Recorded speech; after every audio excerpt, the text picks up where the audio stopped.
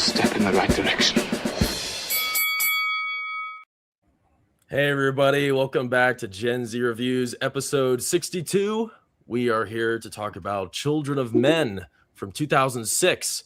You know, we've been on a binge watching a lot of older films, 70s, 80s, 90s. This is probably one of the newer ones we've seen in a while. And, the whole reason we're talking about this is because of Gen X Man down there. I've heard for a very long time that this was his favorite film. And I think we all discovered or rediscovered that, wow, this is excellent. So I'm really excited to talk about it with all you guys here. Thank you all for joining me here as usual. For people joining for the very first time, thank you for watching us. The way this works is obviously, panel discussion. We're going to be breaking down the film into 5 different chapters. We're going to be analyzing the chapters and getting into it, getting deep. And then we're also just going to talk about generalizations about the movie and sort of the art of the film itself, because this is a surprisingly really deep movie. And I'm just really surprised by how much of a sleeper it is. I feel like this deserves a lot of love. I mean, it's kind of on par with, 28 Days Later in that whole series, really. And I think that's a pretty big compliment. I'm curious to know what everybody else thinks about that. But how we all doing, boys? Good to see you guys. Great. Swell. Doing very good. Fantastic. Still recovering from Disclosure Day. You poor bastard. That'll take a couple of weeks. Yeah. You know what hurt me was I put I said some stuff on X and I wasn't even that mean. I can't believe how much pushback I got from people. People were dying defending this movie. I couldn't believe it. Like, waste your energy defending something else. You don't waste your breath. It's not worth it. Someone commented on my video, now available on Disclosure Day, and my response to it was, when they were observing the same thing that you were, where they were just saying they were defending this movie till the end. And my response to it is, there are just some people that are blind followers, followers that don't want to see something go wayward that they trust and love. And Steven Spielberg is one of those figures. But he did. And you just have to be a realist about it. And that's what happened. Yeah, there's no point. I don't get it. I mean, if a creator makes something bad, then it's still bad. You can love his older work, but you don't have to praise everything all the time. Just like poor Francis Ford Coppola, nobody liked his last movie, and I guess it sucked. I didn't see it, but I don't know. Well, I think it makes it worse when they've produced such monumental films in the past that everyone holds, a really high esteem, and then you get this piece of junk, and you're baffled. This came from the same person. Obviously, something happened to him along the way. Well, the director and the creatives involved with this one, I wasn't really familiar with him. He has an interesting name. Let me look him up real quick. What is it? It's Alfonso Cuarón. I've never heard of this guy. Whoa. Are we talking about Children of Men? Yes. Oh, okay, good. Because I knew that name was. I was afraid he was associated with Disclosure Day. No. And then we were going to have a crossover that was going to be really hard to rectify. Didn't have a transition there, Brawler. No, I know. Yeah, just went right into it. Yeah, I was, looking at his credits. Looks like he did Harry Potter and the Prisoner of Azkaban, or he did something with it. He did Gravity. He played some sort of role in Pan's Labyrinth. So. But not too many big credits here. Children of Men was obviously his baby. I guess it's also based off a book. So pretty interesting. And I've read the book if you want to hear about it. Yeah. Well, tell us about the book real quick before we get into the movie. Well, a lot of times people say that the book is much better than the movie. But this is one of those instances when the opposite is completely the case, because the book sucks. It's boring. The plot of the movie is only loosely based on the story in the book. He isn't nearly the action hero that in the pages of the book, and I was really surprised. Now, I wonder who wrote the screenplay, because they were a lot more creative in their thinking than the author was. I mean, the only thing that I would say was retained from the book was just this general idea that women stopped having children. and how would that impact the world? And so that is a very interesting premise, and the author is a lady. But beyond that, it's a stinker. I would not recommend reading it. Mhm. You're saying that the author of the book is a woman? I am indeed. What are you trying to imply? Well, sometimes women have sentimentalities about certain topics, and that's all I'm saying. I'm not Yeah. saying that it doesn't translate to an action movie, because it did here. Yeah, But she that's did true. not write the book like a knuckle biter the way this Yeah. film is. Right. And from my understanding, the book has it so that the infertility is because of the men, no? That I don't remember. I don't that remember. It's sounds been a long They time. were shooting blanks. Could be, could be. A lot of blanks. That's an interesting reasoning for it. I guess they don't really get into why it's the case. I guess it is the women, but I guess it's In the not movie, really it's the women. confirmed. Is it the Yeah. women? Or we don't know. I mean, They they never say really explain it, do they? infertility. Yeah. Okay. Yeah, and I guess the blame is on women for being infertile there. Otherwise, they would say, the world is impotent. Yeah, true. That's Yeah, so I guess true. that's it right there. Huh. Well, for people that don't know what this movie is, and if you're joining us just to learn about it, it takes place in 2027, which is supposed to be in the distant future from 2006, right? It's crazy. This is next year, technically. And really, the world doesn't look that different than this right now. I mean, it's, obviously much more dramatic, but it kind of looks similar, and the technology looks kind of similar. It's a pretty strange situation. And thankfully, we're not in such a desperate place as this, but you never know in the future. But at this point, the world has been barren for nearly 2 decades. No children have been born, and humanity faces extinction. Society is crumbling under chaos, authoritarian control, and despair. And when a jaded former activist, played by Clive Owen, is unexpectedly tasked with escorting the first pregnant woman in years to safety, he becomes humanity's reluctant last hope in a race against time, bullets, and a collapsing civilization. So it's a pretty interesting premise, and really it pays off left and right. It's nice being able to talk about something, to me, and I think most people here, I'm curious to know your thoughts, Kyle, to be pretty positive. I really don't have any gripes about the film. I think it really paid off for what it was, and I think it lands this premise perfectly. I want to start with you, Gen X, man, because for a long time you have preached about this movie. This has been at the top of your list. What is it about this movie that has just intrigued you and impacted you so much to wish for all of us to talk about it here today? Oh gosh, what a big question. Okay. Well, as you kind of alluded to earlier, there's sort of layers of meaning. It is sort of a deep movie, and I guess it's, to put it plainly, it's a hero's journey. Someone that starts out very apathetic about life and really is just living day to day without purpose or meaning or enthusiasm. And that's because the world is literally falling apart around him. Are you sure we're still talking about this movie? And not like present And not day. reality yeah, of yeah. society? Yeah, that's right. So a lot of the themes of today actually are represented in that movie, like the crisis around immigration, a loss of meaning, a loss of trust in institutions, police states kind of rising up to kind of keep order, but at the sacrifice of human rights and that sort of thing. Yeah, so you have this man that is, just trying to squeak through without being noticed or without trying to pursue any goals or ambitions, and then suddenly he's thrown into the situation where, oh my God, there's somebody pregnant here, and I've got to help her out, and I've got to help her escape these just murderous terrorists that want to exploit her. And he just kind of hits the ground running at that point. But unlike many action stars, he doesn't have anything at his disposal other than his wits and his courage. He has no weapons.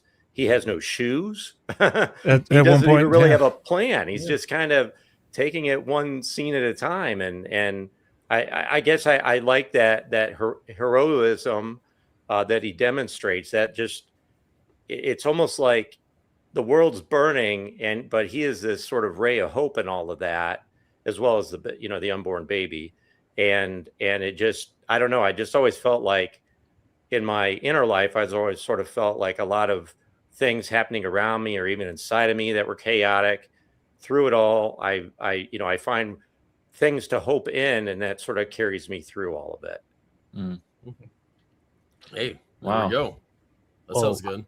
I would say that I didn't believe that time travel existed until I watched this movie today, because it's not just like, oh, some similar parallels. If you look at the scene where after he gets the hood taken off and you're looking at all the newspaper clippings, it is very similar to what's going on in Europe today.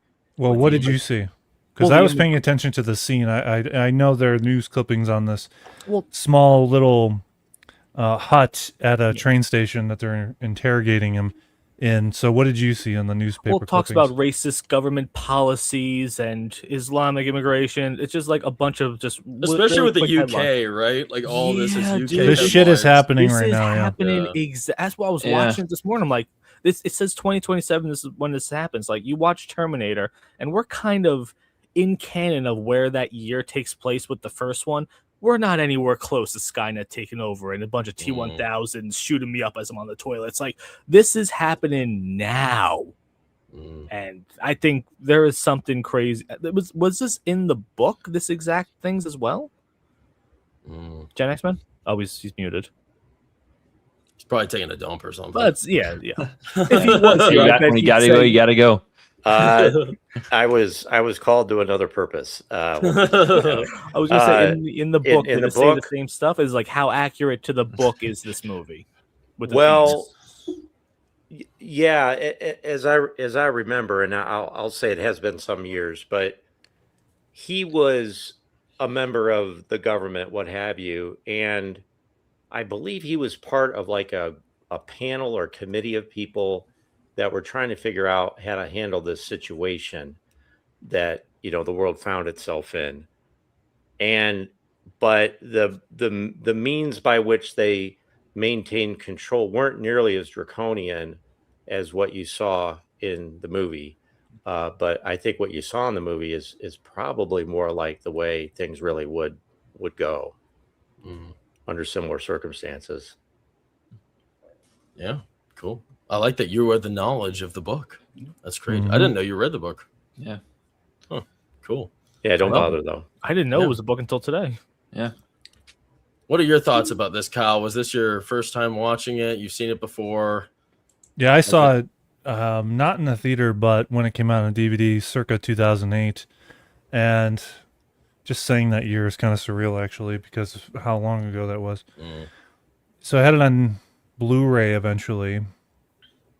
And it was heralded as this very revered film with impressive camera work. And at the time, I saw it and was very impressed by it. There are nuances that have been adjusted to my feelings about this movie now. It's still very good in a lot of ways, but there are aspects to it that are either missing or should have been different, in my opinion. And we can get into them as we go along. All right. Sounds good. Looking forward to it. Great. Well, before we get into the first chapter, let's say hello to everybody in the chat. Thank you all for joining us. Our friend Mega Spider-Man has starred. Hello. Luke, you want to read these? Yes, Mega Spider-Man. Hello there, everyone. To all, what's your favorite Clive Owen film and why? This Inside one. Man. I've never seen any. You ever seen Inside Man? No, I've never seen Solid anything with this movie. dude. Him and Denzel playing off each other. One of the best bank robbery movies. Chichewa Ikwata is also the movie. No, come on. Why can't anyone fucking pronounce his name? It's so easy. Kyle, please do it. Yeah. Chiwetel Ejiofor. See, the thing is, I don't know if he's right or not. Gesundheit. He could just said it with confidence. I've known about this dude since 2005 from Serenity. He was the bad guy in that movie.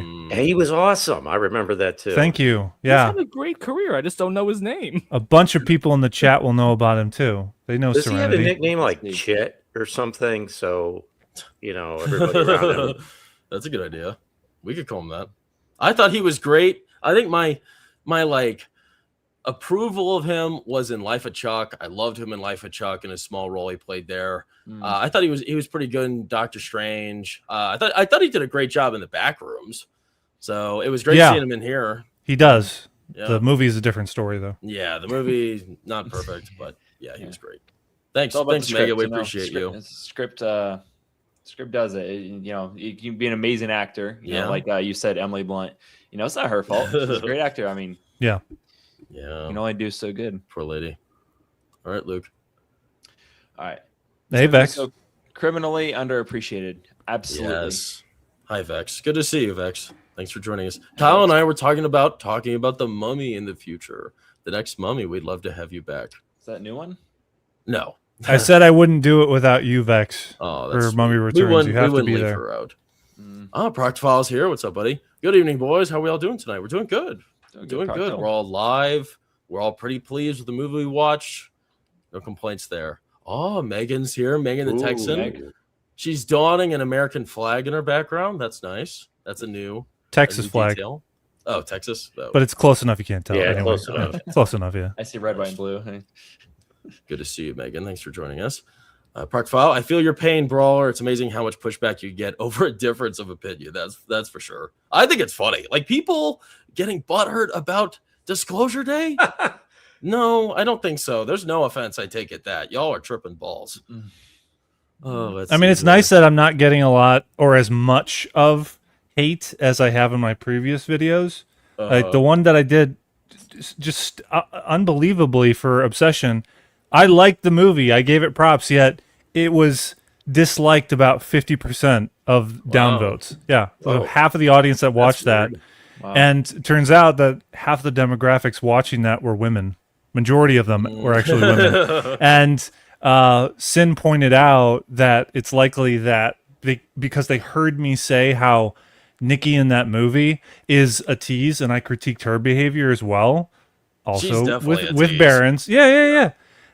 That was the theory as to why they downvoted the video, because I was critiquing women as well. I'm not so just glad the men. you said that. That is totally what was happening. Because it's fucking true. Yeah. And that's very common. I mean, come on. Yep.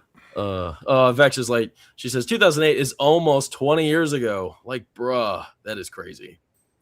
That's a long time. Yep. That's all right. And last but not least, our friend Ian Morrison, Movie Nutcase, is here. What's up, guys? Good to see you, Ian. What's up, Ian? Thanks for joining us, Ian. Let's get to the very first chapter here. This is a pretty grim intro to the world. So like I said, again, we are in 2027. Global infertility has plunged humanity into chaos. Britain is a decaying police state filled with propaganda, bombings, and refugee roundups. We meet Theo Faron, a jaded former activist now working a dead-end government job, as he drifts through a society mourning its final generation. His estranged wife, Julian, leader of the militant Fishes group, pulls him back into the fight by asking for a favor involving a young refugee named Key. So I think something this movie does so incredibly well that I don't think, well, I certainly did not imagine that it would go through such a wonderful display of scoping how big this is. But it created this amazing, horrifying, bleak, futuristic civilization. And I think it spelled it out so well. There's so many minor details, and throughout the movie, you just get a great glimpse of how desperate and how tattered the UK civilization is. What do you think has stood out to you guys the most about where the world is, especially here in this introduction? Well, you know, when I've seen the movie many times, and I don't know why this really stood out to me this time around, but the set designs are absolutely stellar. I mean, they plowed over fields, they tore down buildings, they graffitied everything they could, threw dirt on everything for, you know, like a mile around wherever the camera was based. And just, I think that's a big reason why this all works, is because you really are, you know, properly immersed in this world, this fallen world. Yeah, maybe they paid a bunch of hobos from San Francisco and Austin to make it all dirty. That's right. Get the experts. involved. Yeah, if they filmed it today, there would be tons of extras available, more than ever. Oh yeah. Yeah. Now, what blew my mind is we already talked about this, but of how ahead of their time they were. I was having a hard time believing that this movie was from 2006. Yeah. I mean, it's just like, so, everything just matches up to almost perfectly. I mean, we're in 2026. Yeah. You would think that this movie could have come out a year or two ago. Right. Yeah. Insane. It's like, and it looks great. I mean, it's, the set design, like you just said, I mean, it was wonderful. I mean, it was like, it's exactly what you think it would look like, and realistic, and the special effects were amazing. What I really liked about it is that it takes place in the future, yet we really don't see that much future technology. I think we see like one scene where he's talking to that guy in the building, some guy's sitting down there playing with like a device with his hand controlling it. That was like the only future tech we have. Everything else is pretty lifelike of today. Yeah, it was kind of peppered through there, and they predicted pretty accurately like where computers were headed, the PCs. Because when I do remember when I first saw it, seeing those flat panels on everybody's desks at his workplace, ooh, that really did kind of stand out, because we were probably using more like CRT monitors back then. Wow. And then other things that probably look current now, but did seem advanced at the time was like the weaponry, the rifles that were carried, and the armored vehicles. I mean, that all looks pretty much like the most modern things in use today, as well as some older rifles that they carry forward also. Yeah, I was really surprised by the desktop monitors. Like, I was somewhere recently, maybe it was like a retail store, an office space, and they literally have those desktops where it's like an arm, a metal arm that's holding the screen. And that's literally exactly what we saw in the movie. That's not terrible. That I would have gotten one of those, even in the 2010s. I think those are cool because of the dexterity of moving a screen around.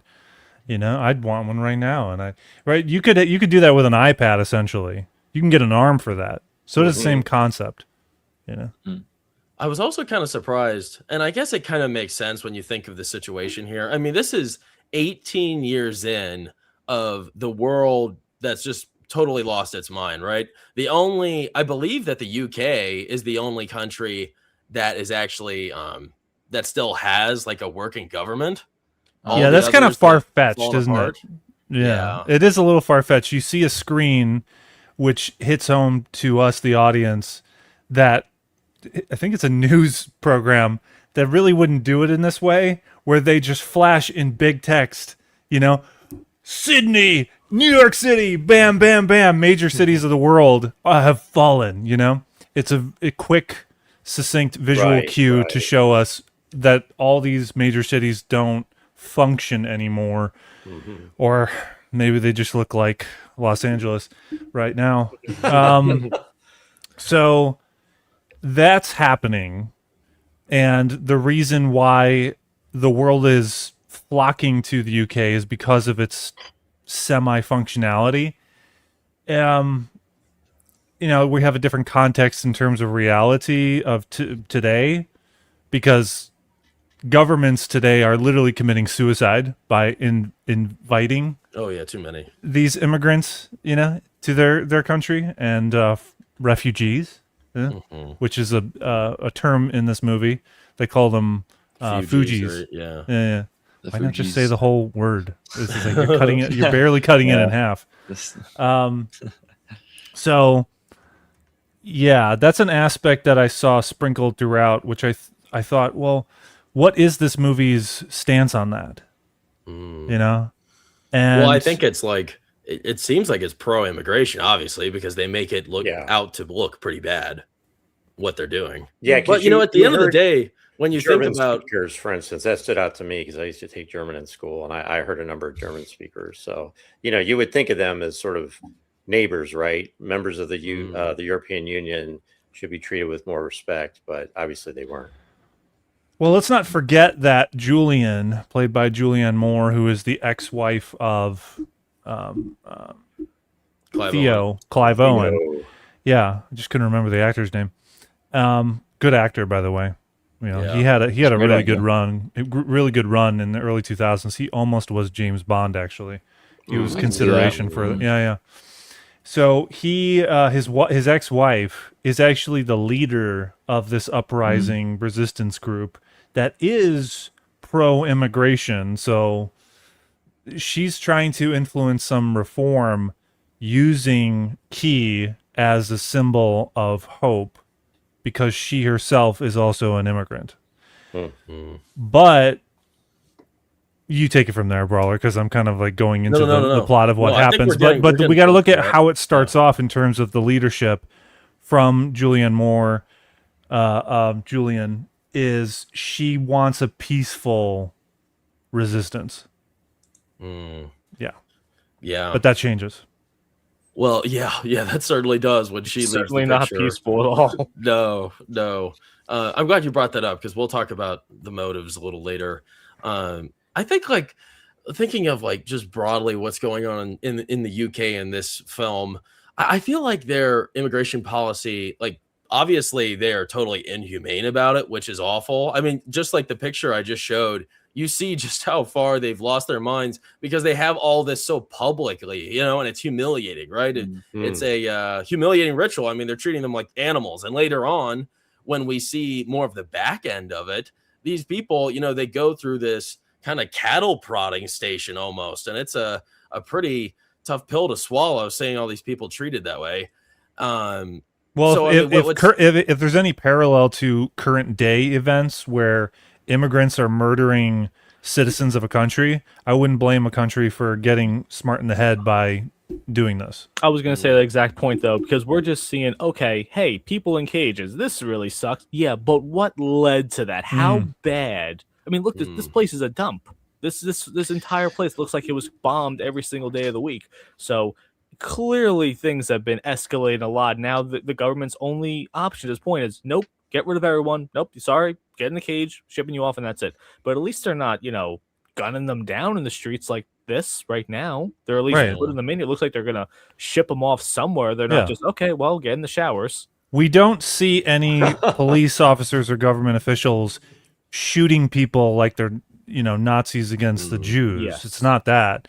It's the only time we see the military shooting people is when there is a battle going on, when there is exchange of bullets and ammunition.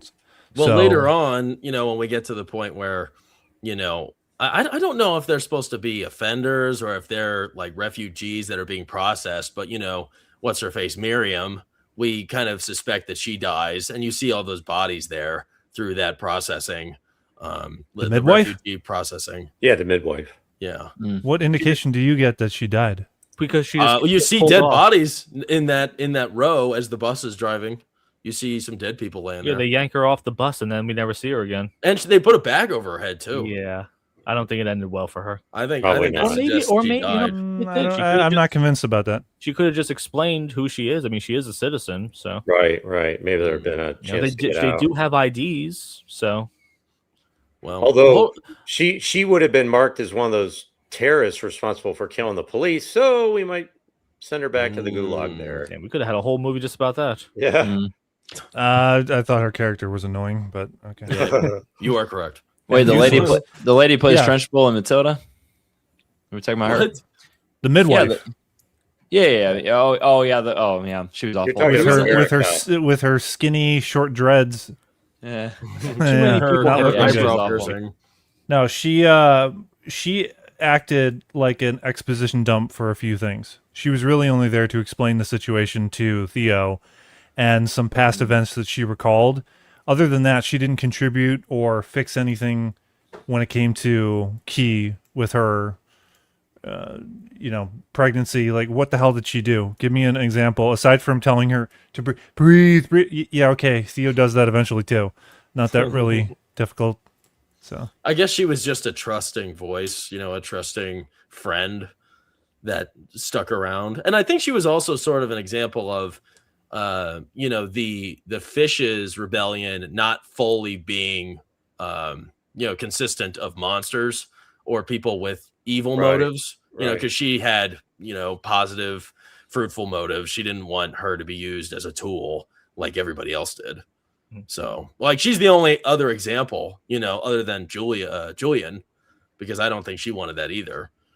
But that's not a major role, though. That's not a major purpose. Can we talk about Julia for a second, though? Do you think that she was genuine with all this stuff, or was she just using Theo? I think she might have been playing him a little bit. The way she kissed him after he said, "What about us?" I don't know. Was she manipulating him? Did she actually want to? They're exes. I don't know. I think, she called upon him because there was a need. Yeah. Yes. Okay. She kept baiting. I think she was baiting him to keep him, on the line and doing what she asked. Full disclosure. Nice. I do not like Julianne Moore as an actress.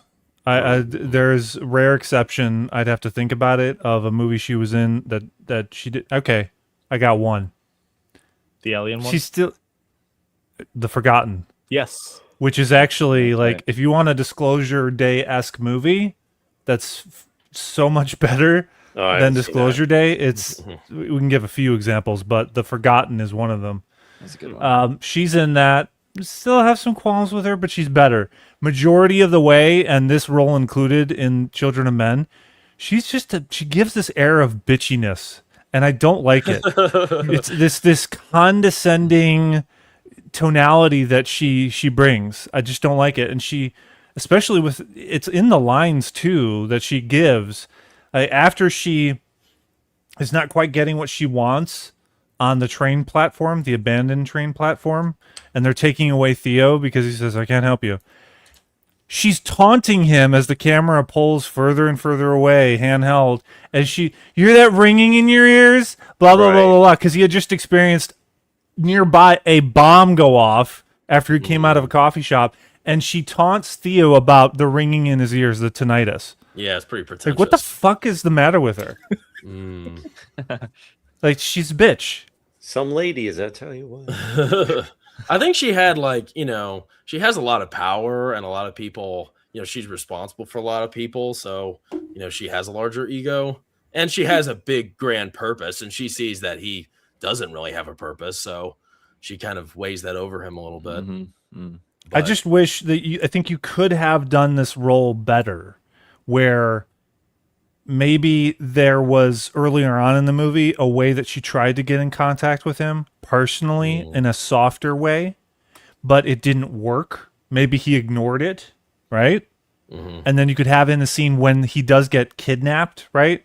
Thrown into the van, taken to, and then he's, what the hell, Julian? And he says, I tried to get in contact with you in that way, but you wouldn't listen. You wouldn't. I sent you a letter or whatever. I gave you a signal. On Facebook. What else could I do? Something like that, right? And then they went to an extreme, and she says, we had to go to extreme because we have a time constraint right now. This is desperation. But there's none of that. None of that is expressed in the scene. I mean, emotionally, everybody's pretty, spent. I don't think anybody really has many feelings for anything anymore. But, these people are pretty passionate about their rebellions. You think that passion would fuel other emotions like that? Yeah, but you would think that Key being pregnant would ignite humanity again. Yeah.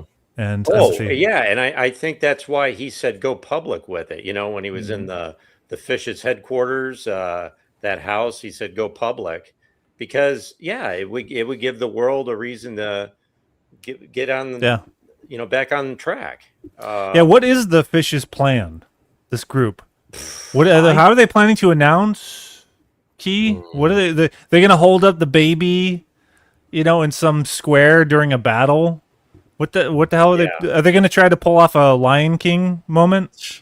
They're going to hold up the baby, and then all the police officers are going to unlock the cages in unison, and they're all going to sing Kumbaya, and then they're going to clean up the town they destroyed.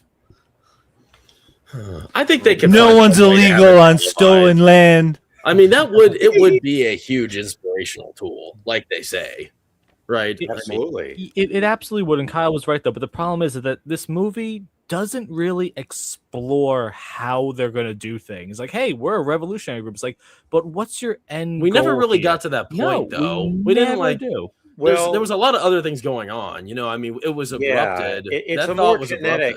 abrupted. The story is like kinetic, like you're just sort of floating through it, and you're getting glimpses of things, and it's sort of left to your imagination.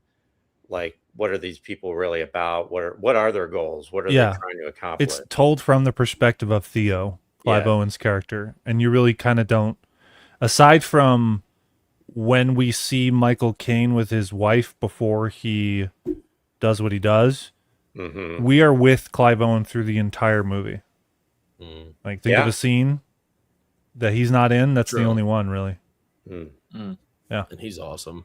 Let's get to a few of these chats real quick. Our friend Vex, the film doesn't need to show that because that isn't the point of view it's trying to tell. That's fair. Yeah. Which POV? Like what is she responding to? Is my Clive's POV. Doesn't need to show that. What is that? Oh, what I was talking about, or something else? The other frame of reference, like the terrorist group, the fishes, and the worlds and everything. Yeah, what are they doing? What's their plan? No, I mean, you could. This is a quick fix of this: is that Theo gets a glimpse of what their plan is. That they express that to him. Well, isn't that what the midwife character is supposed to be? Just like that as well. Yeah, like the Joseph Gordon-Levitt of Inception. His only reason for being there is to explain to the audience what's going on. So her thing as well is to let us know what the world is. Yeah. Our friend Benjamin J. Slack. Good to see you, Ben. We love you, Ben. Hey, Ben. Hey, gang. Everyone looks great. Children truly lives up to being called one of the best shot films ever. Film's got great nail-biting success, and Michael Caine is utterly delightful as a different type. Oh, what he as said. a different type. Was there more to his? Oh, suspense. I guess that's it. As a different type of suspense. I think that's what I'm saying. Yeah. But why don't we get more like this? It just seems like every now and then we do a movie that we talk about here. And it's like, why didn't we get? It was before Dark Crystals, the other puppet movie we did. Do you remember what I'm talking about? Never in a Story. It's like, why didn't we get like a bunch more puppeteer movies? Like, why can't we get more deep movies like this with like a 10-minute one single cut action scene? It's like they can't do every fight scene today is 5 camera cuts a second. Yeah. I mean, Extraction. Chris Hemsworth is an action movie that's trying to replicate it. That's good. They do that. Yeah. So could I go off on a tangent for a moment? Yeah. I'm watching this series. I'm almost finished watching it on Apple TV called Widow's Bay, and it is so well written. It's sort of a comedic horror suspense series, and it really restored my faith in talent that's out there, and if it's just given a chance, it can produce wonderful things, and it's not going to cost a buttload of money. It's going to be entertaining, and you're going to be very satisfied with the product. And it's the antithesis of what you're talking about, World War Joe, where wow, we got to throw CGI, and we can't let anybody stop and think or just have a look at the scenery. No, we have to just keep switching points of view and telling flimsy flat jokes or making political statements. It doesn't have to be that way, and I that's why I like Widow's Bay so much, is because it just plays it straight. I do think this movie could have benefited from a couple moments of levity, though. No. I can give you an example. I'll give you an example of jokes, Kyle. I can't do the jokes. No, anymore. It's not. You got to understand what I mean. So there's an example of this that I can give you. Okay, so when Julian and Theo are on the bus, and they get into an argument, when they start fighting about their grief and their because their child died, and she gets up really quickly, and he says, "You always have to run when things get hard, right?" Yeah, and she says, "No, this is actually our stop, right?" And then you just have a beat. And he takes that in, and he just says, "Well, you didn't get up like it was." And then as he's getting up, that's it. That's it. It's like it's part of their dynamic that you get to see, but it's also funny. It's a subtle kind of humor.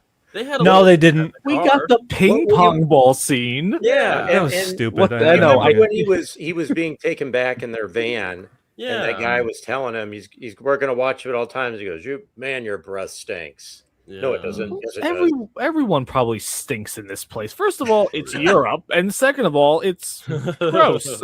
They should have had cologne as a form of bartering and trade. You know, something that people wanted. Matt, You know, Tom Ford, Yves Saint Laurent, that kind of Toothpaste. colognes. Yeah.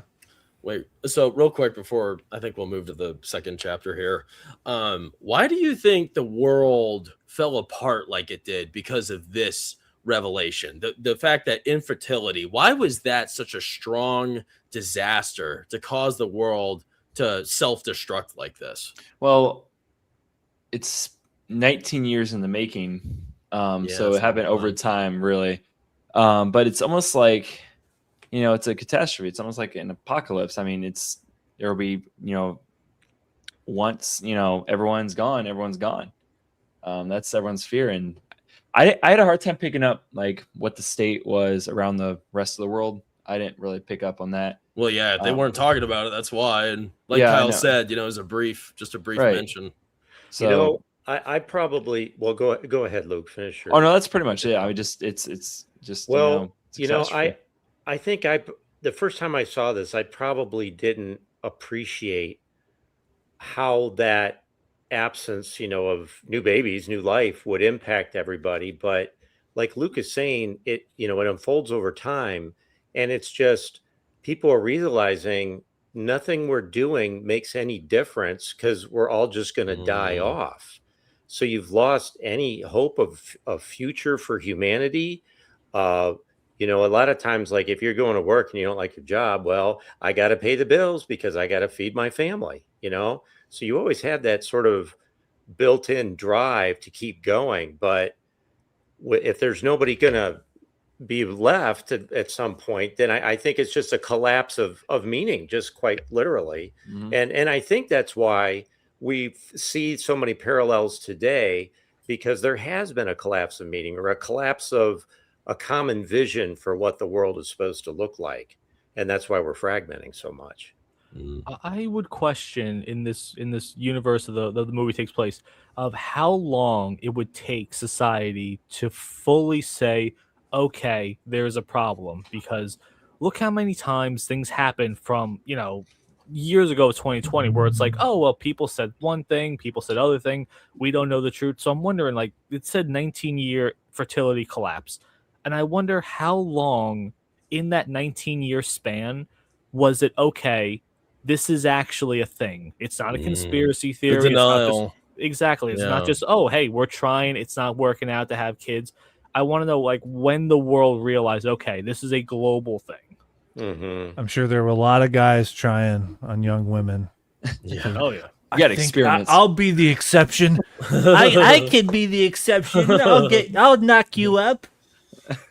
Yeah. Yeah, And then just think of all the STDs that are just pervasive in society. that they're too. rampant. So Joe, you think it would take longer than 18 years or whatever it was? No, well, maybe not a whole 18. I would say it would take at least a good 10 years, I would say, before it became the whole world's aware that there is an infertility. Because, Elon Musk was talking about something like this not that long ago. If you look on that thread on X, like most of it's people saying he's wrong. So, but this would be a pretty big shift. It's everyone. Nobody I'm can just saying, advance, like, how right? would Then me it would and be you, everyone here, be like, insane. oh, how would we know it's a full global thing? Like, we don't know what's going on in different countries or whatever. I think it would take 1 year to accept it because nobody can have babies. Nobody, not a single person.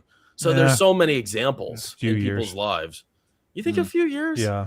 Yeah, I think if it's like, I think if today, it affects pretty much everyone, then I think people would figure it out. You know what? That Miriam, midwife, whatever, she sort of explained it like it didn't just all happen at once. Like, there started to be a miscarriage here and there and fewer births coming to term. So maybe it was longer than 18 years. Like, the problem started earlier. It hadn't reached that critical point of, okay, there's no babies coming, guys. We had a few and they dwindled off. Now there's none. And it's been like 18 years since that point. That is the indicator that the infertility is the women when they start having miscarriages. It's not the men. All right, really quick. I must be missing something.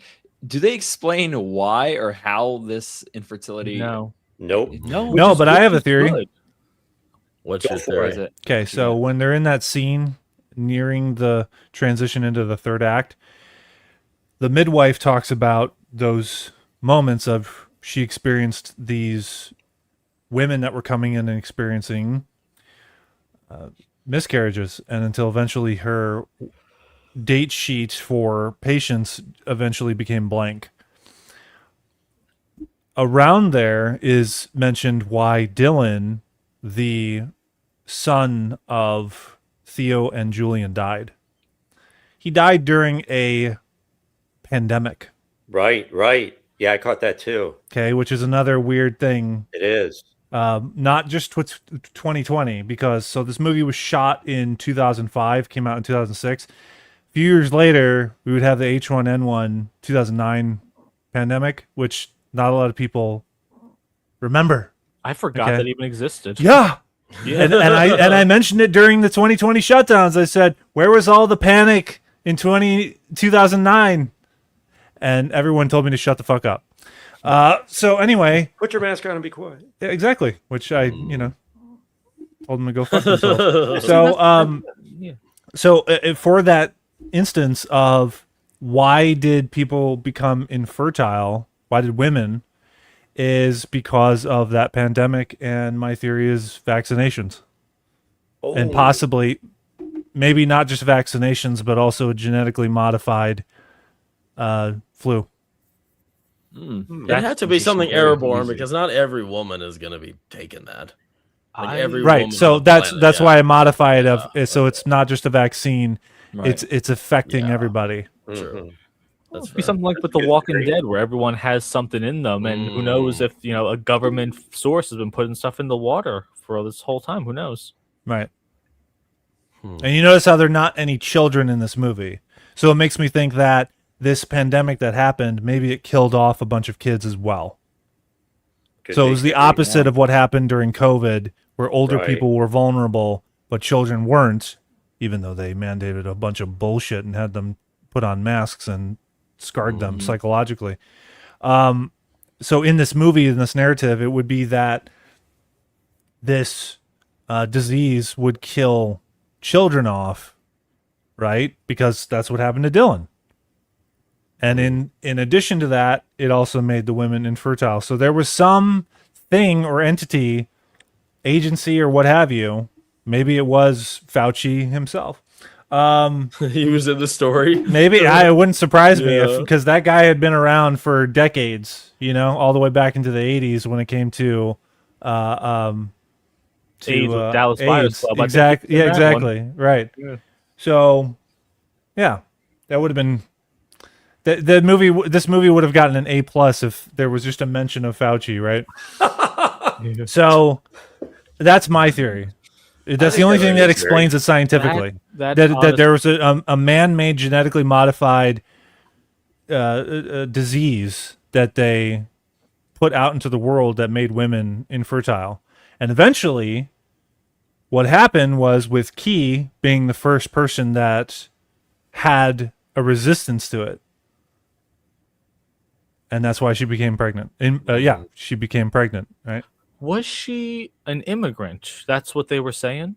Yeah, she's a So- refugee. Yeah, she got an accent and all that. So I'm just wondering, is it one of those things where, let's just say, shady government wants to kill certain citizens to bring in from other countries to repopulate? Is there any chance of that? Maybe. That she's a plant? No, I don't know where I'm going. Yeah, that with wouldn't this go one, yeah. along with their plan Yeah, very you're much, right? Right. Yeah. I'm just wondering, because she's an immigrant, she's not a native to England, so how was she immune to it? There are a lot of questions that come up like yours, and also what is the motivating factor as to why this would be an occurrence in my theory. Yeah. Which, if we go back to the Bible in terms of there being a one world government, that would be the motivation of that, which is to unite people under a government. We don't get enough into the storyline and the macro of the geopolitics that are going on in the movie Yeah. and the state of governments. It's really about these characters in this small micro narrative, which it works, right? You don't want to make this globe political trotting thriller. Gosh. Yeah, it would be a different movie. Oh. Well, it's also a very short movie too. It's not even 2 hours long. And so. I'm glad you mentioned that, because that's something I refreshing. very appreciated about this same. movie. Yeah, it's not. It's excessive. under 100 minutes, or it's around 100 minutes. Yeah. Yeah, it's super respectable. Unlike here, Disclosure Day. Yes. Oh my gosh. 2.5 hours of that. Seriously, I turned to my buddy and I said, "When is this movie? I want this movie to end. I want it to be done." Big finish. Big finish. Yeah. Big finish. Disclosure Day, to clarify to the listeners. Disclosure Day, I was saying that to, not to children of Not men. to this. Yeah. 100, or it was an hour and like 50 minutes or 47 minutes Yeah, or something. 40, yeah. Like, that is just perfect. We need more of that. Longer is not better. That's what she said. All right, so on to the second. I knew you were going to say that, Kyle. Yeah, there you go. So on to the second chapter. You know him Here we well. are. I'm proud of you, brawler. That's right. I know you well. I know you well. I just naturally say stupid stuff like that, and then somebody's got to come in and say it for me. So I corrected myself. But yes, in the second chapter, things are definitely about to heat up. I think it's sort of a slow introduction. It's just strictly bleak, and you get introduced to Clive Owen's character, and he's obviously kind of in a rough place. He's purposeless. He's drifting through life. He's pretty isolated and aimless. And he is about to get a big call to action here in the second chapter, because he gets involved with the rebellion, the Fishes group. And for them, Theo secures transit papers and joins Julian, Key, and others on a tense journey toward the coast. And after Julian had been shot and killed, the group takes refuge at a rebel safe house, only to learn that they too have their own selfish, evil motives. The fish are a threat after all, which is really disappointing, because they're sort of made out to be sort of the saviors, the hope for the world. And turns out they have their own evil, kind of manipulative motives on their own. So even, what's amazing about this situation they've all found themselves in is that Key is pregnant. Finally, the very first pregnant woman on Earth. She is a total asset. Obviously, there is a lot to be learned from her, and she is the symbol of hope, and they want to use that as a tool of their benefit. But obviously, she's just going to be manipulated. Who knows what ended up happening to her? They really just want the baby. It would be awful if she was stuck with them. So she must be protected and taken to the Human Project, which is a kind of a trusted group.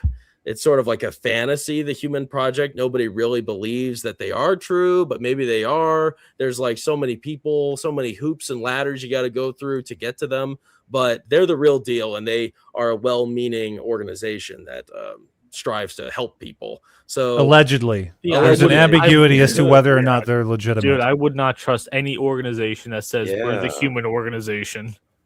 Yeah. I mean, come on. Yeah. First off, that's very true. It's very, unassuming, right? But, there's, you would think that the rebels were good at first. I thought our friend, say his name again, Kyle. Chiwetel Ejiofor, who's playing Luke. Ejiofor. Yes, he's great, and he looked like a great guy. He looked like a great guy. He was very likable, personable. He looked like someone you could trust, and immediately he backstabs him. And that was a tough pill to swallow. And for the rest of the movie, he's the villain, which is really kind of crazy. But we get a great sequence here when Clive Owen, when he learns of this, that they have a plan to kind of take control of her and kill him. He knows that, like, crap, we got to get out of here. So he takes Key and Miriam, and they make their run to Jasper's Hidden Solitude, who's played by Michael Caine, and we'll talk about his character pretty soon here.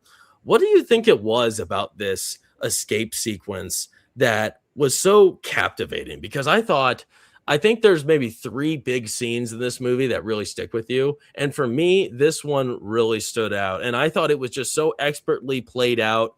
And it's just genuinely exhilarating. And you really feel like this is a strictly intense situation where time is of the essence. And you just feel so gripped to everything going on here. And probably a lot of that is down to how vulnerable these characters are, because they are all very vulnerable in this situation, and there's so much on the line. But what do you guys think about it? Oh, it was extremely intense. Like you said, it was like a ride or die moment. I mean, they witnessed with their own eyes the plot to, essentially kill the pregnant woman. So it was either leave now or die now, No, they didn't want to kill Key. They didn't want to keep, they wanted to do experiment or take her and hold her captive. They wanted to utilize the child and the mother, because she's valuable as well in terms of genetics of why is it that she was the one that got pregnant. They want to kill Theo. Okay. Well, that brings me to my next point. Like you already see that this guy is a loose cannon. Clive is I forget the actor or the character's name, but he's a loose cannon. He's always holding a gun to somebody's face and just. No, not Theo. Theo doesn't do that. No, Clive. About the Chiwetel. Theo is Clive Owen. Luke is. Maybe you got confused because I said Luke earlier. Yeah, but Chiwetel Ejiofor is his name is Luke. Yes, his name is Luke. He does not as like well. Luke. Yeah. All right, the other Luke. Yeah, the other Luke. Yeah. He was extremely blunt and extremely. He was like savage. What's the word? Their group is so nihilistic. Yeah, something like that. Yeah, so they had to leave, and you knew that shit was going to go down if they caught. There were so many moments when they almost did get caught too. Like they were right next to that window as they were leaving. I forget if they were leaving the second safe house. I don't want to get there yet. When they were trying to get into the cars. Yeah, that's where we are right now. That's where we are. Mm-hmm. Yeah, it was so intense. I mean, those guys who were walking by the gate, they could have looked back any second. And well, I think what I thought was expert about it. Ben mentioned it earlier. The camera work is just exceptional here.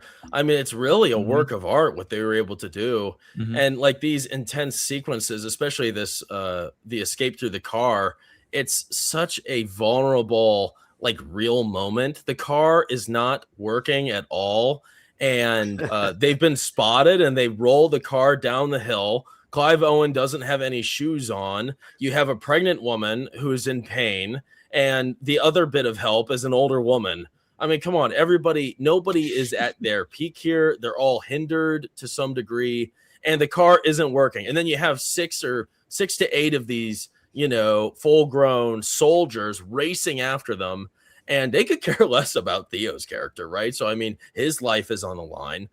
And I think the camera work just shows how dire this whole situation is, because you get all these different crazy angles of Clive Owen's like desperate emotions in his face, trying to get them out of there, like this hectic response he has, which is totally notable.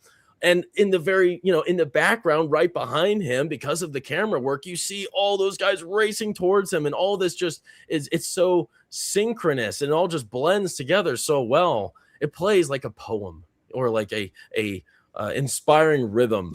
And, that's rare. I mean, we really don't get to see such active, fluent camera work like this, where it just all flows perfectly. And there's a few of these like intense action sequences that are just totally notable for that. Yeah, you're right. That scene does stand out for all those reasons you said. I guess I hadn't properly appreciated it, but I agree. Go ahead, Joe. I want to go before that, when they're having the burial for Julia or something like that. When Clive's character, before he was in that shootout, he's kicking the door. He's the one hitting the gunman on the thing. What does he do as they're doing the burial? He goes off, cries for 30 seconds, brushes himself off, it goes back to work. And that scene right there, it really hit me. It's very, very realistic of what you got to do in a situation like that, and what, being a man sometimes. You don't have time to cry. You had just 30 seconds, be alone, brush it off, go back to work. He would have kept going if he wasn't interrupted, though. I think I wasn't really for that take with Clive Owen. I didn't believe his performance with the grief. Because he just quit. No, there were no tears. So you look at it, he was like brushing them away, but he didn't have any tears coming out. I didn't buy that. That kind of thing doesn't just rush out of your eyes, right? I mean, that takes a little bit. I think so. Like, people cry in different ways. Like when I right cry, now. I mean, you gotta look Yeah, at yeah. it. He gets lost. it's not like it just rushes immediately. You know, he's sitting with the situation. Give him 20 more seconds, then you get your. No, that's not how that works, dude. It's different. After different a loved people. one dies, man, that shit will pour out of you. All right. All right, there we go. Great. I don't know. I think it affects people differently because the way I react is totally different than the way anyone else reacts. It's just I think people case by case basis because I mean we've all had experience, right? I mean we all know what that's like. Yeah. So I don't know. It doesn't matter at the end of the day. This is a movie. This is a Jackson movie. the dry crier. But that's what I'm criticizing is his performance. It's not bad, but I'm just saying it didn't push me to the point where it affected me. Sure. Because if I had believed his take that he did, because they obviously did a few takes, that I didn't buy that take as much as maybe a different take. I don't know what other fucking takes they did, but you know, I would, if I was the director, I would have said, all right, can you work yourself up to a point where, you know, you really are to a point. This is something that I always go back to is you want to do a performance, especially with men, where you're trying not to cry. Yeah. And you end up doing it. Mel Gibson is the master when it comes to this. That is true. Yeah. Yeah. I always like it when they hold back the tears. You know, That's one true. thing. No, they still come out. It's just they're trying to hold back as they do. You were made a point there, Kyle, and this is true of, I'm sure, almost every movie ever made, is there's multiple takes. But this movie almost feels like they did it in a single take. You know, just the organic nature of it, and it's, you know, it's a little rough around the edges, and it just feels like it all just happens. And that's one thing I like about it. Well, that's a good illusion that it gives. But it was made traditionally where they did multiple takes and all that. Of course. Right. Yeah. I think it's more convincing because we get a lot of these long shots, especially, Yes. you know, later in the movie with the iconic, you know, final battle. You know, it's literally a continuous shot. I think those are elusive a little bit. Is that the right word? Elusive? No, that's not correct. They are, you know, that blends, or it convinces you that the whole film functions that way because we get quite a few sprinkles. Immersive, sure. It immerses you in that fashion. Yeah. But I want to talk about the fishes, which is the rebellion. I don't like the name of the group either. No, I mean that's what it's called. I don't like it.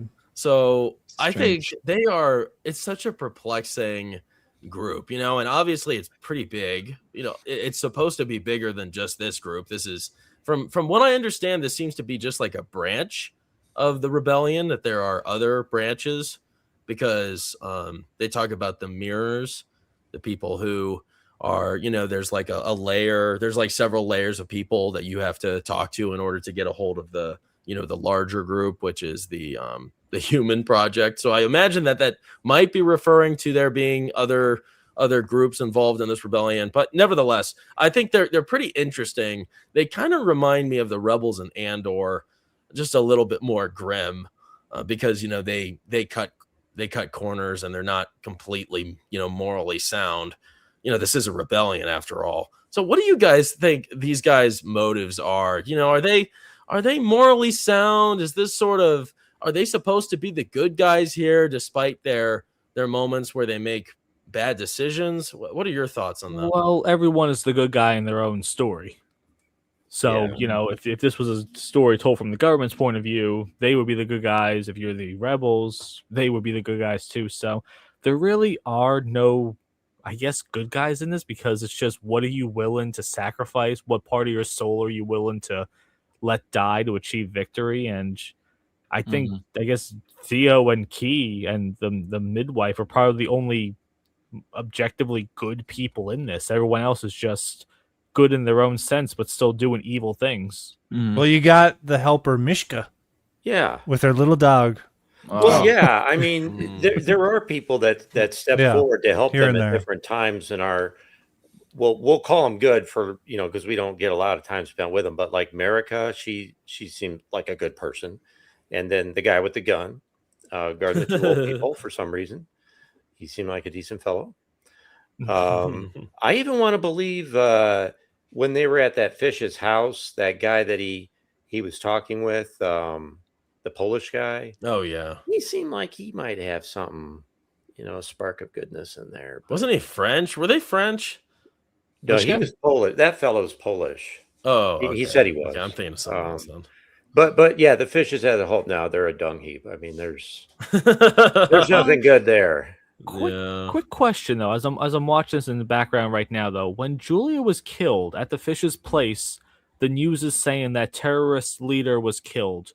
How did they know? How did the government know that she was killed? Because it has all the TV footage of the cars passing by. So Well, two cops died like in a short distance. Yeah, and but how do you there know? were ambos and police But they didn't bury line her, of cars though. that were headed that way. Yeah, but they didn't bury her publicly. They put her in the woods, and then that was it. Oh yeah, Maybe how did they have, eventually know will he was find her. dead?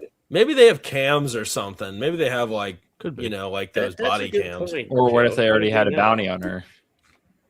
I'm just curious how she got shot in the car, and then they put her in the woods, and then the news knows who she is, that she's dead. And that she's dead. I just Yeah, thought they without Well, would she's a bury her. career-long protester and activist, so they would know who she is. No, but Joe's point is that they never see the body. Yeah, how did they? No, but what I'm find saying her? is that How they would they- uncovered the body eventually. They're not that far away from the incident. Where they leave her body, still in the woods. Okay. Yeah, I'm trying to. I don't remember the timeline of when they They said seem to on figure it out TV pretty that fast. she Yeah, was that's what I'm saying. dead. Like, how far in the woods? I know, obviously, like, there's a tiny little point, though. I'm just saying, I put someone in the woods. I'm not going to put them on like the sidewalk. I'm going to go. Well, two cops died, so that was a pretty, Body a cams, touchy yeah. situation. They'll probably want to investigate deep into that. Well, okay. Here's a question I have. How did the fishes find them at his buddy's place? How did they figure out that's where? We'll get to that later. We're not there yet. Probably stole them out. I mean, pretty damn close. We are close. That is very soon. Put a track But not on there or yet. something.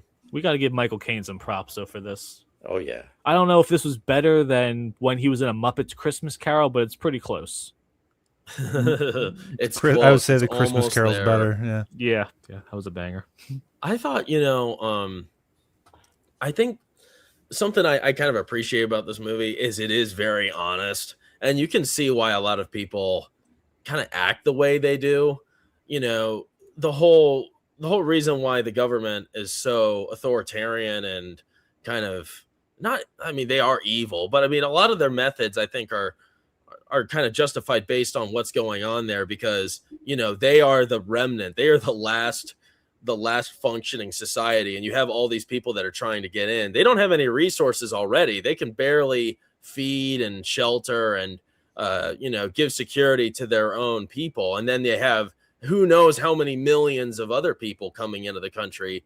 They already can't take care of their own, so they aren't handling it well, obviously. But their methods or their interest in pushing a lot of people out makes sense. And just like the rebels here, they are sort of in a really rough situation because the tyrannical government they're fighting against is so powerful and it's so large that they can't, they don't have the luxury of being morally sound, and that they have to just take any benefit no matter what the cost is. And obviously they are kind of disregarding the humanity of Key and her relationship with the child and their safety by going through with their plans with her. Because at the end of the day, just like in Andor with the rebels, the cause is all that matters, right? And that seems to be strictly what all of these guys believe, because they don't even have any loyalty to each other. I mean, you heard Chiwetel Ejiofor, which I think I said his name right. No, give it another shot. I think you were close. I was close, whatever. But you saw him. He was turning on his own guys several times over. Like you said, Luke, I mean, he was putting his gun in their face. Like, if you don't listen to me, I'm going to shoot you. If you don't do this, you're dead. Hinged. And it's like, crap, man. I mean, these guys are totally driven to follow the cause. And that kind of makes sense given the circumstances, even though it's awful. Mm-hmm. Yeah. So, yeah. Well, just one, kind of like a theory question before we move to the third chapter and get to everybody's chats. What do you think would have happened if they had surrendered Key and the baby to the government? What do you think that would have looked like? I don't think it would be any different than the Human Project. I think the government and this other organization are going to operate the exact same way. They're going to take her, they're going to prod her, get samples of her blood, find out what makes her immune. I don't even think she'll be able to see her child like outside of a hospital room for a very long time, because we're talking about not only the first pregnant woman, like you're not miscarrying this early in, so they're both gonna do the same things to her. It's just one is gonna portray itself better and more humane than the other, I think. Yeah, I could see that. I could also see it would be interesting if the like the UK, if there were people up there in power that saw this as a threat to their power. They probably like being the last, remnant of society, of functioning society to some degree. If they involve her, if they give her the spotlight, if they introduce hope, then that power will dwindle. So that would be interesting if maybe they would want to eliminate her because of that. So I could maybe see that angle. But yeah, really, there's not much to suggest that any of these groups will handle this properly. I'm almost surprised the movie didn't end with just her and Clive rowing off to somewhere else, just them two. Because I don't think if I was him, I would even trust her with another group. Because, like I said, they're going to do the exact same thing to either way. This whole situation makes me want to just live on an island alone all the way out there. Wouldn't that be great? Just live in an abandoned blockbuster on an island. Oh, gosh. That sounds great. With lots of electricity. It'll be just like Will Smith in I Am Legend. You're going there every day talking to a mannequin. Yes, exactly. Let's get to some of these chats real quick before we move on. Again, thank you all for joining us. We love hearing your thoughts in the comments. Let's see. Vex. They mention that the film doesn't show how the revolution is supposed to happen, but that doesn't matter because the film is told from Theo's point of view alone. Which is good because the movie would have been another hour long and it would have just been exposition. So sometimes it's good just to jump into it and then let the audience create it for themselves. Like everything Kyle said with the theories of the children dying and everything like that. I think just watching this movie, you're going to naturally get your own ideas from it. Ooh, I'm glad she brought this up. Vex says, Exit 8 from this year had many continuous shots. Highly recommended the panel. Yes, I loved it. It was great. That was my favorite movie of the year. I think it probably still is. Yeah. Was it this year? Yes. Yeah. I think it was March that it came out, or April. I loved it. I had a great time. Highly recommend. I'm with you, Vex. Proctofile, do you have any idea how many kids are born every day? I think we'd catch on pretty quick if no one popped into the maternity ward. Yeah, a maternity ward. Maternity. Proctofile, people highly debate if we even landed on the moon. That is true. Yeah, there's no way that I'm going to see a social media post saying, hey, Saskatchewan has 0 fertility rate. I'm like, whoa, this is 100% real and accurate. Like, the internet is tons of disinformation like this. That is true. Yeah, there's stuff people still don't believe. Proctofile for $2. Brawler, say personable again, real quick. Personable. Maybe I said personable. Maybe I said that. I don't know. Personable. I didn't notice. What is the proper way to say it? Personable or personable? Personable. Okay. All right. Well, I said it correctly that first time. I think I said personable. You said it two different ways, which is the accurate one. Personable. I guess you could also say personable. Personable, yeah. There you go. Maybe that's what I said, and that's why he's called me out. I don't think I've lost it that far. Brawler, people cry in different ways, like Travolta smiling, like the Joker at grief counseling session at Old Dogs. Has anybody seen that? I didn't see it, but I know of what he's talking about. It's pretty creepy. They digitally raise up the corners of his mouth because he had taken some pills that he thought were something else. Yeah, what do you mean they had to digitally change his mouth because he was on drugs? You know about it, right? What? You don't know about this? No. Yeah, you got to look it up. It's terrible. Yeah, I gotta look. It's ironically, like, unintendedly funny in like creepy kind of way. Oh my god! Oh, that's the first thing that popped up. Oh, that's creepy. Oh wow! You see an image. Okay, I've never cried like that before, but Right. I'll have to look that up later. That sounds interesting. Nice. Now, Ian's on fire. He's got some Ian's good always observations. on fire. Yeah. Ian's always on fire. Ian says, "What's your favorite Michael Caine role?" For me, my top 3 are Alfred, Scrooge, and Garth McCann in Secondhand Lions. Ooh, He's feel great, like Alfred. what was To it, me, Jaws it's almost 4, you like said? Michael Caine is Michael Caine in every role. Michael Caine. Except this role. Except this role, but every other role, it's Michael. Hey, look, it's Michael Caine.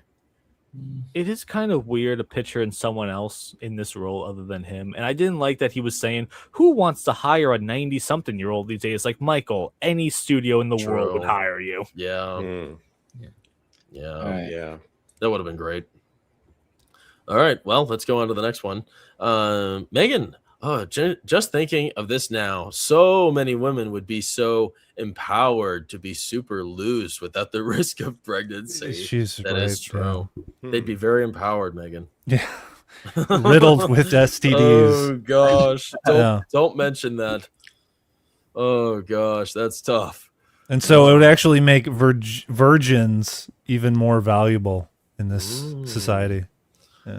Proct File, my favorite Michael Caine role might be Harry Brown. I don't know who that is. What was the Jaws he was in? 3 or 4? 4. Nice. There he is, right there. And now we can finally talk about him. So in this third chapter, the survivors take refuge with Theo's eccentric friend Jasper. He is now, Theo is becoming the reluctant guardian, and he has found purpose finally, and he will do whatever it takes to protect Key. Here, Jasper sets up plans for the trio to escape and gets caught off guard by the backstabbing rebels. Their true character is finally revealed once they murder Jasper for the sake of sport. And the trio rendezvous with a soldier sent by Jasper to take the next steps while Miriam sacrifices herself to keep Key's secret safe. We have 2 very dramatic deaths here that I think are just beautifully portrayed. Both are pretty hard to watch and quite disturbing. 2? Yeah, well, Miriam's. Well, yeah.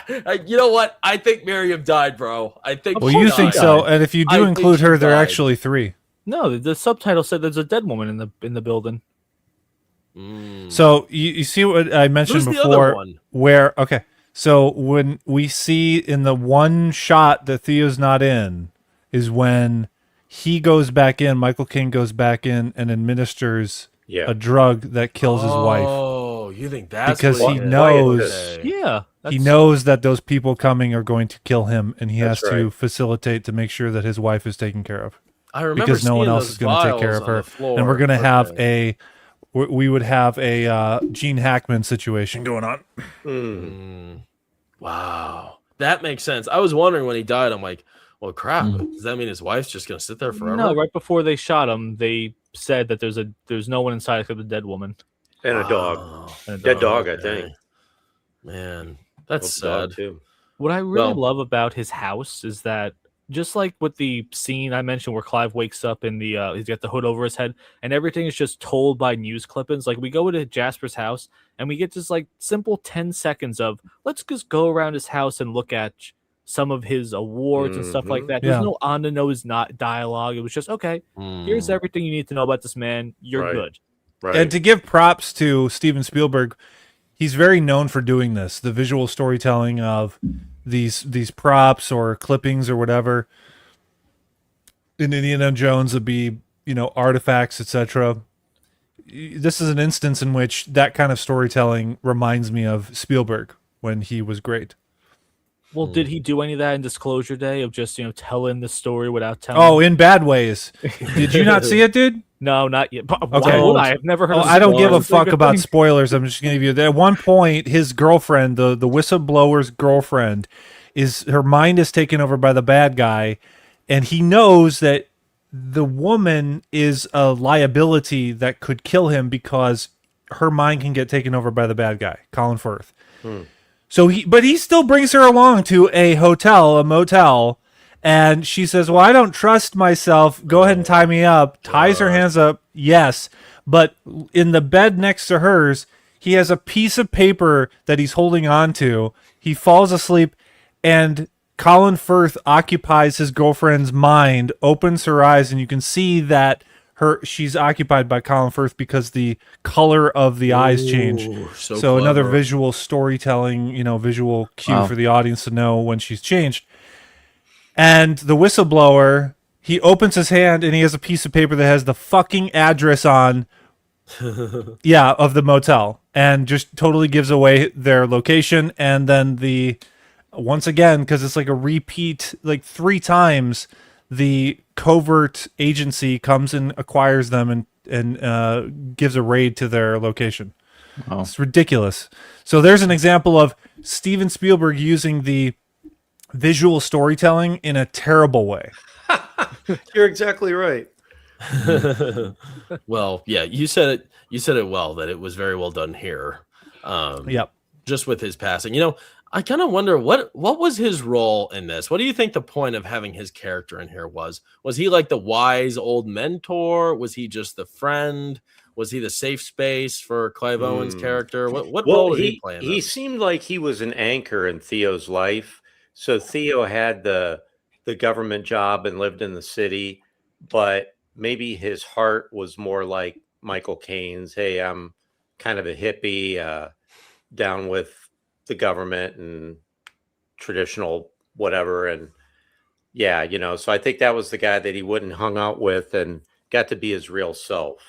And That's he does come from it comes from like an intellectual aspect to of it. So it's just seeing the world from just another set of eyes. Mm-hmm. Which is if I'm not mistaken, he's a cartoonist. He used to be. Oh. Satirist. There we go. Yeah. Okay, satirist. Actually, he gives a lot of jokes. He does the pull my finger shit. Yeah. As you say that, and I'm looking at the picture of him here, it's like that's exactly what he looks like. He looks like a satirical cartoonist. Yeah.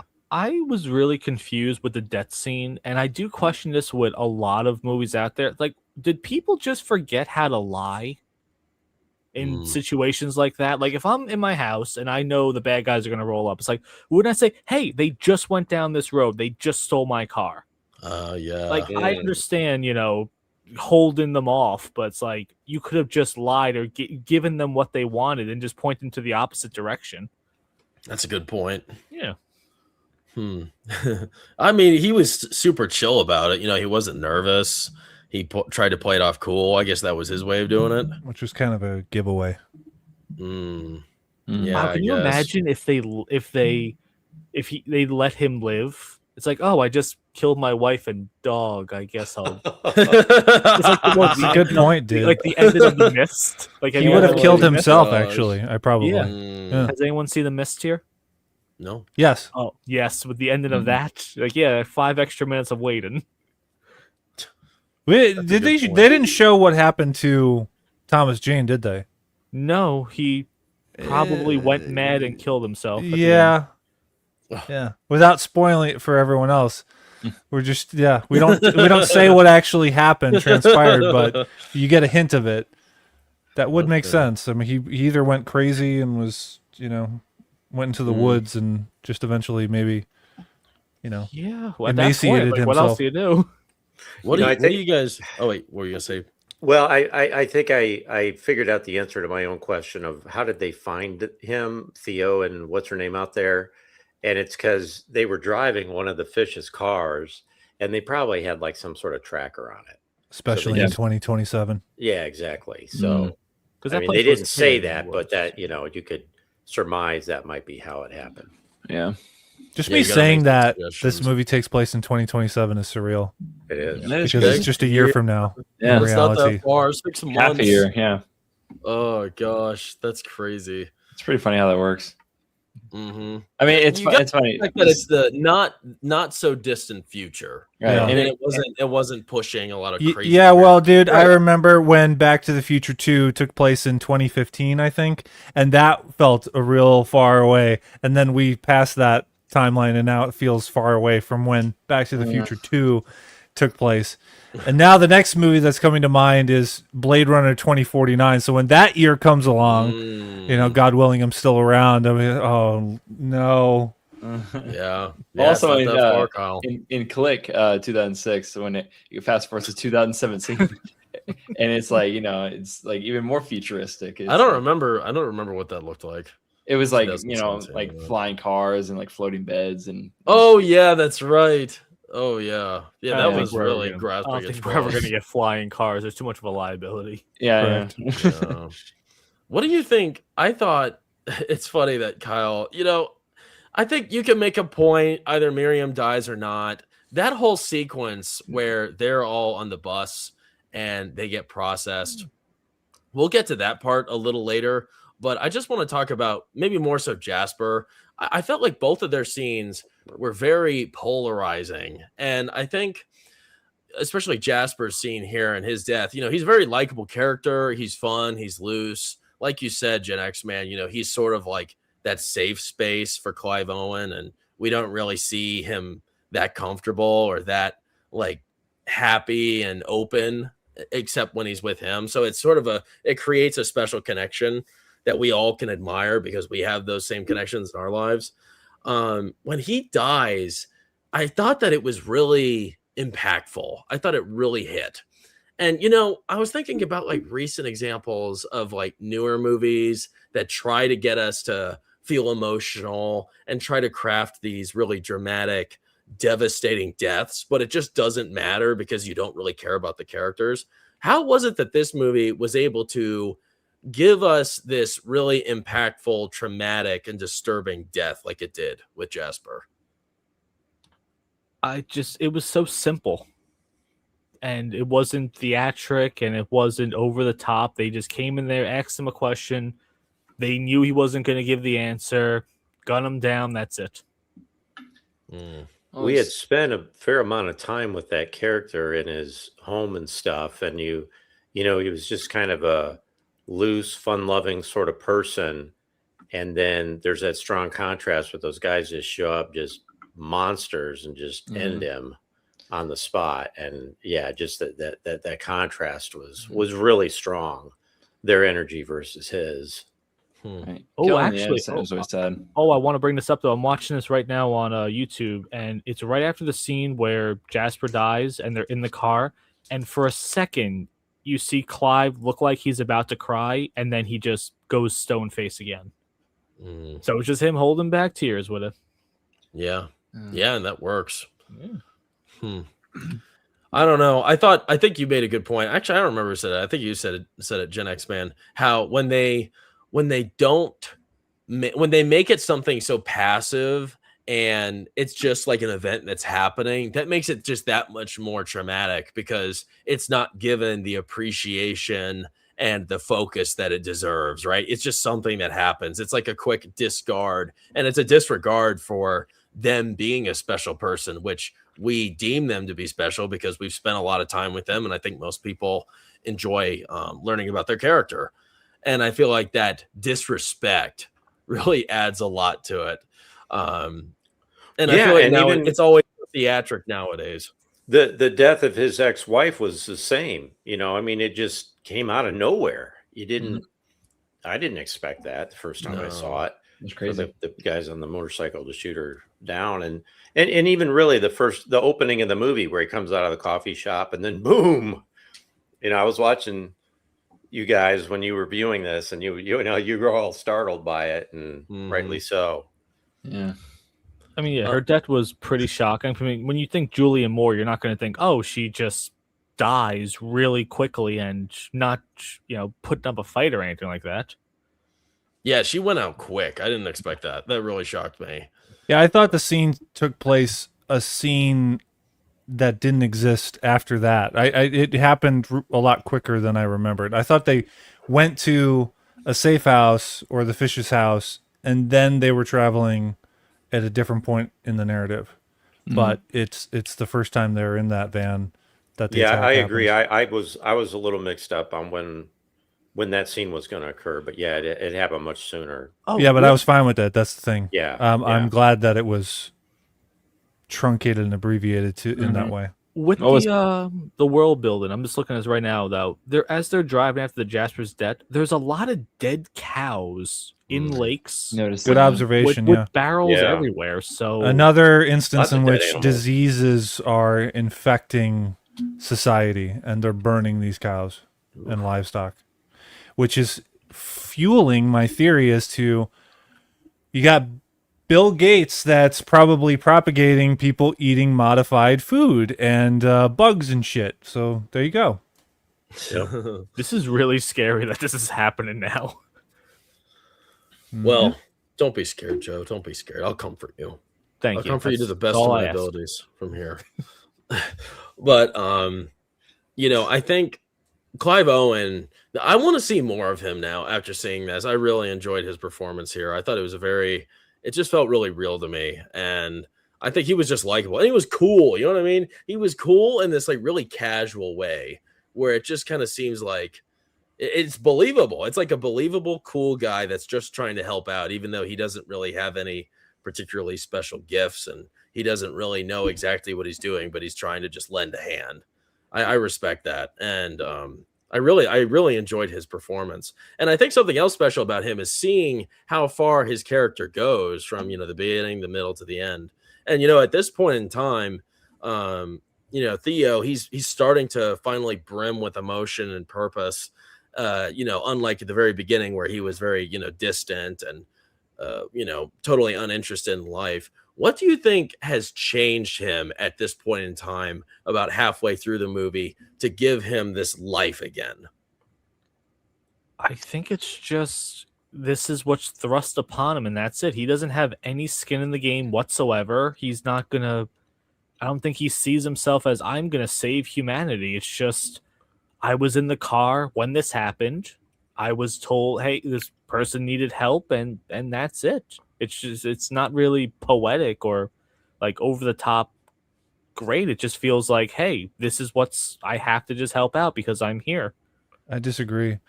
I think that Theo is helping Key with her baby because that's his way of saving a child because he couldn't save his own. Ooh. Could be. I mean, they don't really talk about it. This is a very ambiguous movie. Yeah, I can see that. You know, I that's think, a good Kyle, thing. you've got a good point there. I hadn't thought about that, but yeah, he might be fueled by the notion I couldn't save my kid. Maybe I can save this one. And I'm glad that they didn't. Right. Come out and say Sure, we that. didn't get it on the Fucking notes say dialogue. Don't say it Yeah, you out can just loud. picture it. The Key, after she gives birth to the child, where she has, "Why are you helping me?" As, well, my son Dylan. It's like it's so bad. Like you don't want that spelled out. You don't want that spelled out. You know what? I think you're probably right about that, Kyle. You know, even though they don't spell it out that way, that makes sense of his behavior and his attitude and motivation. But I thought it was more like suddenly there's this I'll use this metaphor, like this ultra rare diamond that falls out of the sky into the room, and he's like, I'm not going to let these pigs swallow this thing up. I'm going to pick it up and take it and you know, preserve it. Yeah. He just, you know, he knew the monumental nature of this baby, and he's not going to leave it in the hands of these terrorists. It just, you know, it just sort of goes against the grain of, I guess, who he is. Yeah. I mean, he has those roots, right? Yeah. What is it? It's like a word nobody likes anymore. Activist, the activist roots. But, you know, activism in this situation is pretty different. You know, it's a more reputable cause that I think most people could get behind.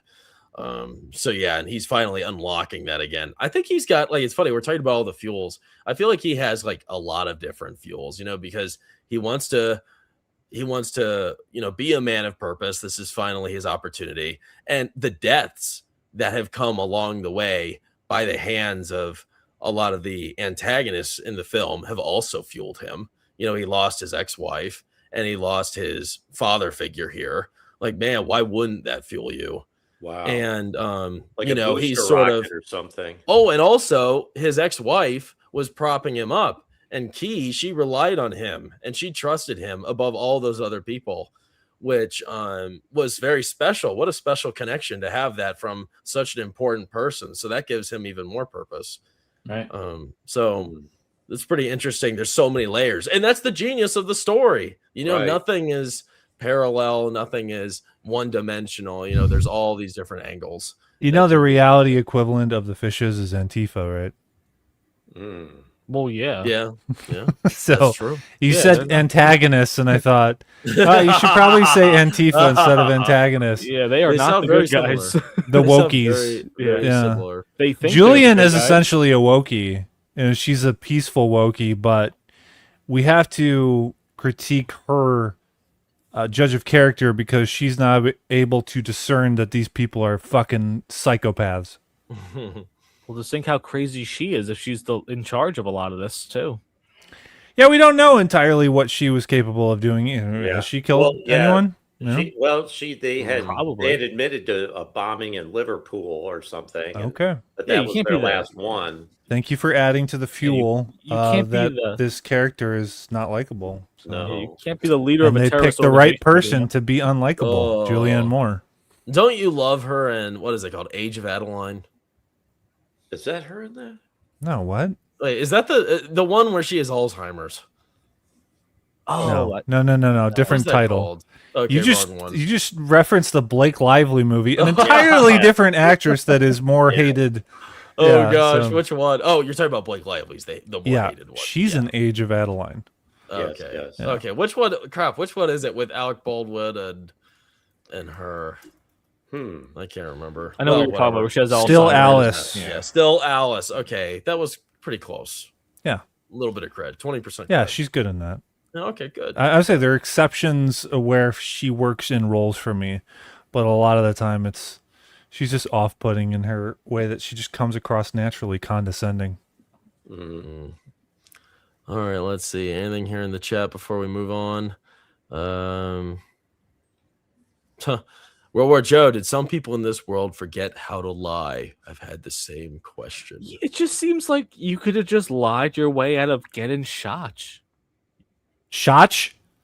Oh, Shotch. Shotch. That's a first. That's good, man. He's had a few drinks. Uh-huh. Nice. That's funny. Yeah, Proctophile is going to appreciate that. He's like critiquing every fucking word that you say, brawler. Whatever. Let it come. Let So it come. I'll lay off of Fuel you my and then I'll fire. focus on you, Joe. Fuel my fire, Proctophile. Do it. Gosh. All You right. say it in Johnny Cash voice. Fuel my fire. So crisp. He says it's always so funny how Hollywood tries to predict the future. Yeah. but they do a good job because the technology is not futuristic whatsoever. Do we call this Hollywood? Is this Hollywood, this movie, or is this It must. more? It's independent? Hollywood. It's a big movie. I mean, big this isn't a movie. small film. which is weird that we don't get anything out of this guy afterwards. Like even with Clive Owen, he had that little run of four or five movie stretch, and then just went off into the sunset, and we haven't heard of him since. It's weird. Yeah. All right, let's move on to the fourth chapter. This one is very intense. This is a great picture. I love this. That is a good picture. There's so much great imagery in this movie. And I was just finding so many great shots online. Clive Owen, I mean, he just always has these great expressions too. And the actress here who plays Key, she did a pretty good job. It's funny, it's kind of difficult to understand what a lot of these British people are saying. It might be my speakers, I don't know, but I have a hard time understanding a lot of the words they're saying. And then her, you really don't know what she's saying most of the time because of her very thick accent. But both were great characters, obviously very likable. But into this position, which is a very difficult one, these guys are smuggled into the nightmarish Bexhill refugee camp, where Theo and Key navigate chaos, betrayal, and escalating war between authorities and insurgents. And Key gives birth to a little girl and is taken captive by the Fish rebels. And amidst an active shootout, Theo narrowly saves her as her baby cries, awing everyone around her. Halting the violence for a brief moment, the two make their way to the boat to escape. So this called is it Tomorrow. The boat is called the Tomorrow. We're not at the Tomorrow yet. We're at the rowboat. We're not. No, there but yet. they talk about that's the name of the ship. I know. We'll get to that. That's the next chapter. This isn't the last chapter. We need to discuss something about the birth for a second. What? All right, I'm gonna do my best John Oh, Berthold gosh. impression. Let me tell you something, okay? This is why when the birth of my son happened, it took 23 hours of labor, and I'm like, is this guy coming anytime soon? It's not. He came out with a cone head, and he was green as the Hulk. Like, it wouldn't be the simple push, and it comes out, and this baby is perfectly baby shaped. Like, I've never liked how Hollywood does not show, because there I am in the hospital like a jackass. Like, what's going on here? That didn't set you up. And no epidural either. This woman is bent over in pain, screaming the entire time. Your wife didn't have any drugs? She had the drugs. I'm saying as she was bad until she got the drugs, and then it was fine. Huh. Well, obviously there's no drugs here. Oh no, this is a tough birth to give without drugs. Yeah, you're right. It should have went way longer, and I'm so glad it didn't because I don't want to see that. But we saw it. Yeah. Well, we did see something, and that was horrifying. Brawler, have you never seen a birth? No, I have. I've seen it in the pit. They show you right in your face. Okay, have you actually seen a real birth? No, I haven't. Okay. It's a lot different than movies. Well, The I've doctor's like, heard. hey, do you want to I've look inside? heard. I see the top of his head, and then this Oh, giant melon pops out. It's like, Yeah, this is one of my favorite places, and now you ruined it. this is a movie version of a birth. It's very quick and in the dark. So yeah. Yeah, not in the sterile light of a hospital. Well, I don't disgusting recommend hospitals mattress. anyway. So Oh man. the way they treat pregnancy in hospitals is if it's a disease. Wow. There's a great documentary called The Business of Giving Birth, or Being Born, rather. And it's very eye-opening when it comes to the history of how hospitals have treated women and pregnancies. And in conjunction, I mean, they don't go into it, but I'm going to go into the biggest qualm that I have about this movie, actually, that I've been waiting to get into. All right. Are you going to say it? Yeah. I'm going to wait just after you get to a certain point in the chapter. All right. Sounds good. We got quite a bit to cover here. So I thought this setting was absolutely fascinating, this refugee camp. It was, we see so much, and you see just how awful the entire situation is, and the processing that these people go through to get to the camp is just totally dehumanizing. And once you get in there, it's a very strange situation. Everybody's homeless. Everyone seems very isolated and independent. But at the same time, you see these groups kind of sticking together. Like you see all the Muslims, they're chanting, and you get like another group with the French guy. And it's sort of suggested that people do come together for these moments. But at the same time, it's a very diverse group of tons of people with very different contrasting ideals. And it kind of creates like this pure chaotic environment, which is like very captivating to the eyes. And everything is just in total disarray. It's a really sad situation to see all these people stuck in. What surprised you guys about the way this refugee camp looked and the way people were behaving and living in there? When they were shouting Allah Akbar, no wonder the military wanted to bomb the area. Yeah, they did not make themselves in a favorable light, it looked like. That's what I'm saying. Like, hey, it sucks that they're dealing with this stuff, but look at everything that led to it. And then more importantly, what's currently going on in this movie. It's like, how do you expect this not to happen? It was almost like levels of hell they were marching through. Yeah. And then they finally made it to the inner ring of hell or something. That's what it felt like. Halfway through, I really didn't even know who was fighting who at this point. It was just, people in the military outfits versus literally everyone else. The wokies, Antifa. Yeah. But you're right, Gen X-Men. I saw in an instance when they were coming out of the tunnel after the imagery of the woman crying over the dead man, and it may have been her son. they're coming out of that. The score is high pitched and horror esque, and it just gives this impression of a hellscape essentially. So this movie has subtle, just elements of horror sprinkled into it, a horror feel.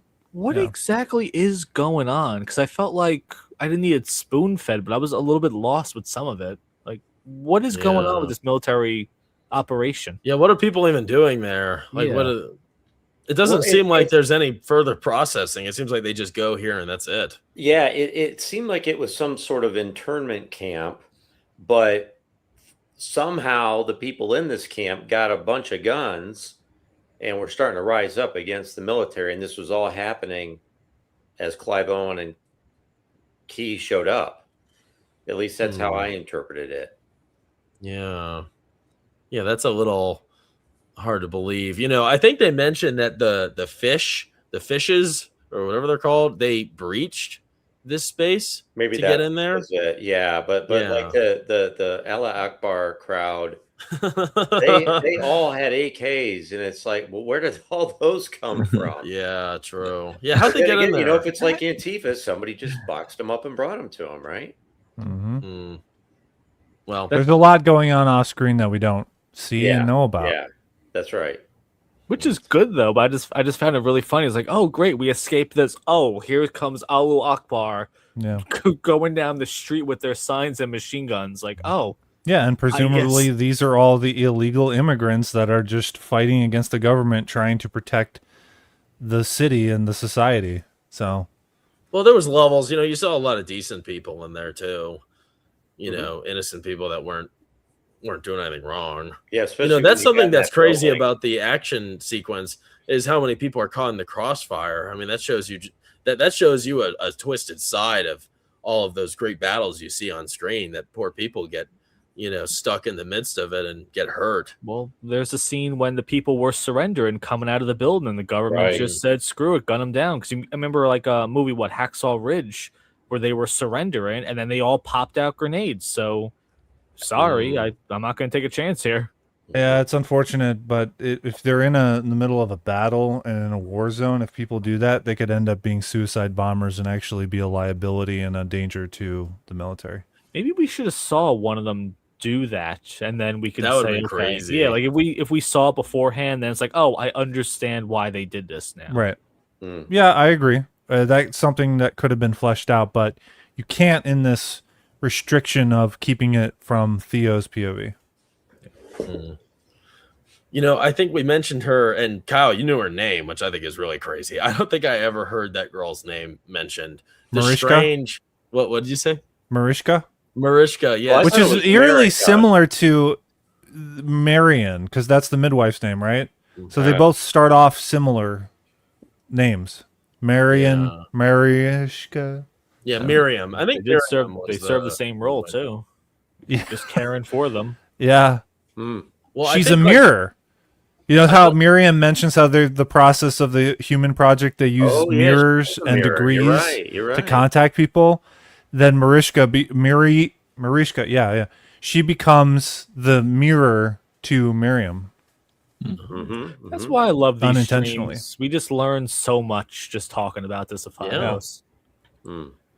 funny, you know. There's not really any other point in time in your life where you talk about a movie this extensively, right? And you organize it and you break it down and you have a thoughtful discussion about a movie. I mean, I watched this movie. Cool. I watched this movie 20 years ago. I probably watched it maybe 3 times tops, and the only line I remember was "Pull Your Finger." Like, this is a really deep movie without spoon feeding us the entire. I mean, time. You rewatched it for this, yes? Oh yeah, I did. But I caught a lot of things 20 years, later on. It's like, oh, I didn't realize these things going on. And especially, I guess, watching now with literally everything going on. Right. It hits so much differently. It didn't hit 20 years ago. I mean, 20 years ago, what did we have? 9/11, and that was it at that time. Yeah, and then everything else was happening overseas in the Middle East. And our country was fine. We didn't have wokeness going on. We didn't have a great presidency, but at least we didn't have the wokeness come into society and the presidency and the administration. So like with all right. So with this we're in 2027 here, Kyle. It's 2027. It's not 2008, right? But I mean, you're just muddling the whole, because you don't know exactly who's what is the system of government in the United States. Well, this isn't even America. This isn't America. I know, but yeah, who's the prime minister in the UK? Did they get into that? I don't recall that. No, but it just shows you how quickly things could change with certain people in charge, though. So who knows what could be happening? You know, who knows what life was like in this country before, and then maybe the infertility really just changed everything. Yeah, it would have been nice to see before. I guess you just suggest that it's no. normal. I think it's great that it's ambiguous, because then we get to discuss it and then try to find a deeper meaning to certain things. Well, there is a possibility of having a sequel to this movie. No more sequels. See, it sounds it sounds great on paper, but it's like I'm not saying it sounds great. I'm saying you could, and I'll get into how later on. Okay. All right. Great. Well, here let's talk about we're getting close to the 5th chapter here. I think there's a 5th chapter in the midst of this one take. You switch to a new chapter in the middle of the 7 minute take. We're not there yet. Okay. In this chapter, we're getting now to the battle. You get this crazy battle here where, Key, she gets taken by the rebels, and which is such a terrible situation. Like, finally, they're getting really close to getting to the boat to see the people at the Human Project, which will hopefully be the saving grace.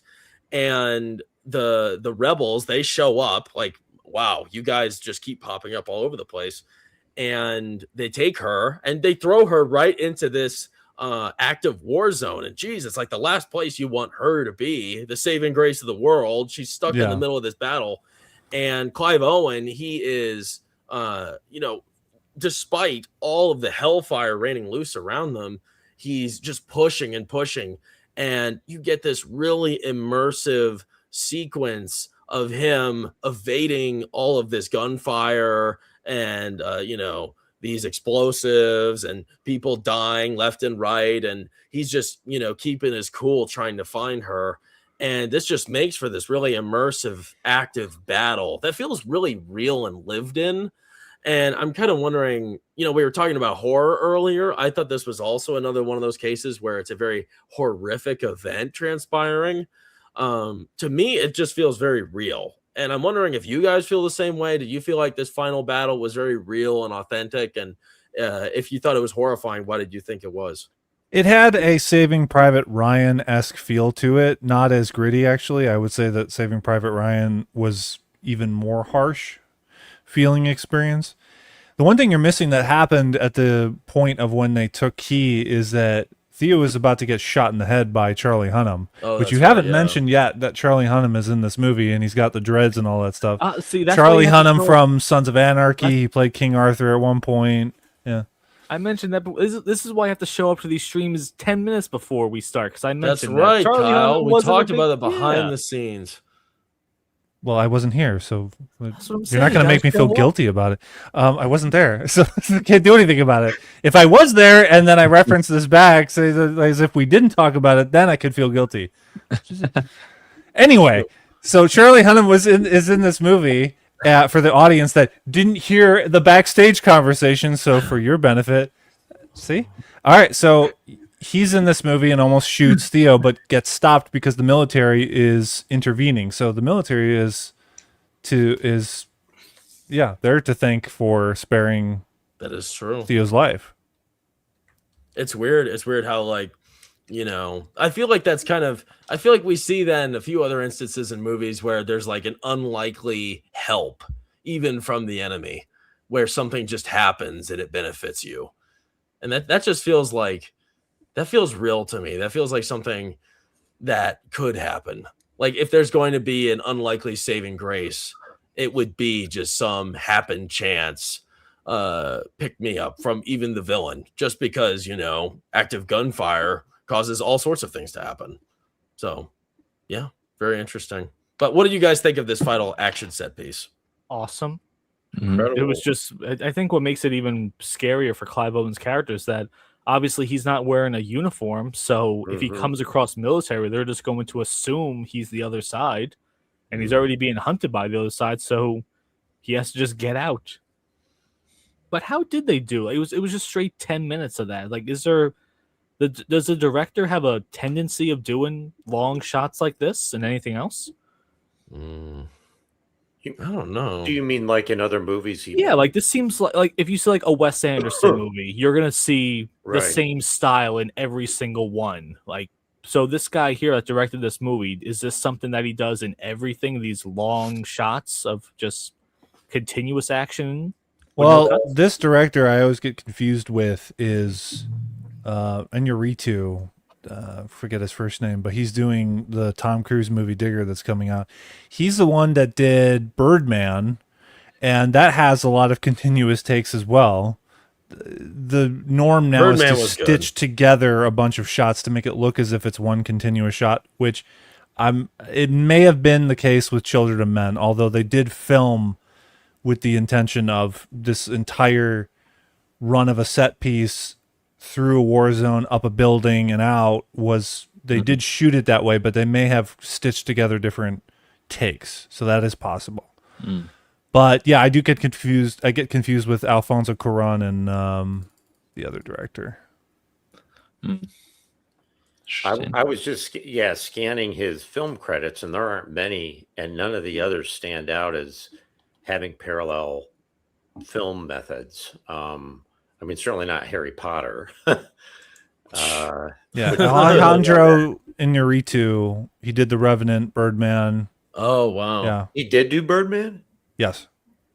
Why Not is he- Cuarón, not the director of Quran. Children of Men. Okay, gotcha. See, even you just got confused. I did. So I did. Alejandro Inarritu did The Revenant, Birdman. He's doing Digger with Tom Cruise, but Alfonso Cuarón, he did Gravity, Okay. and yeah, so he did Gravity, and what else did he do?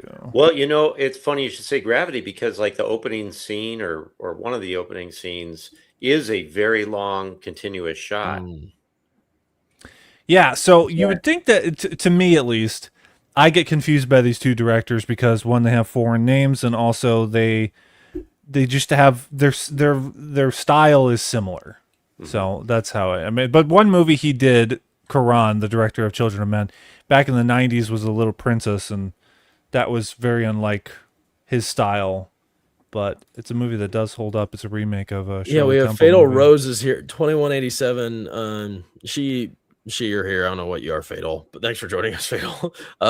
Says A Little Princess is also his and an underrated gem. I like that synchronicity with that comment there.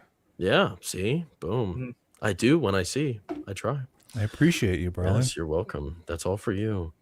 Something I appreciate about this, like this action sequence. I mentioned earlier, I think it's super honest, because you have all these poor innocent people that get drugged into it, and it's sad, and you see what it does to them. It's all these people just sitting around, and someone's like huddled over their child, or not their child, like their husband, and you see these poor ladies that are shot in the leg, people that are on death's door. It's sad, and that's sort of it's the bitter side of war. Like, we love the theatrics, we love the action, but people get caught in the crossfire, and that's something that's very real.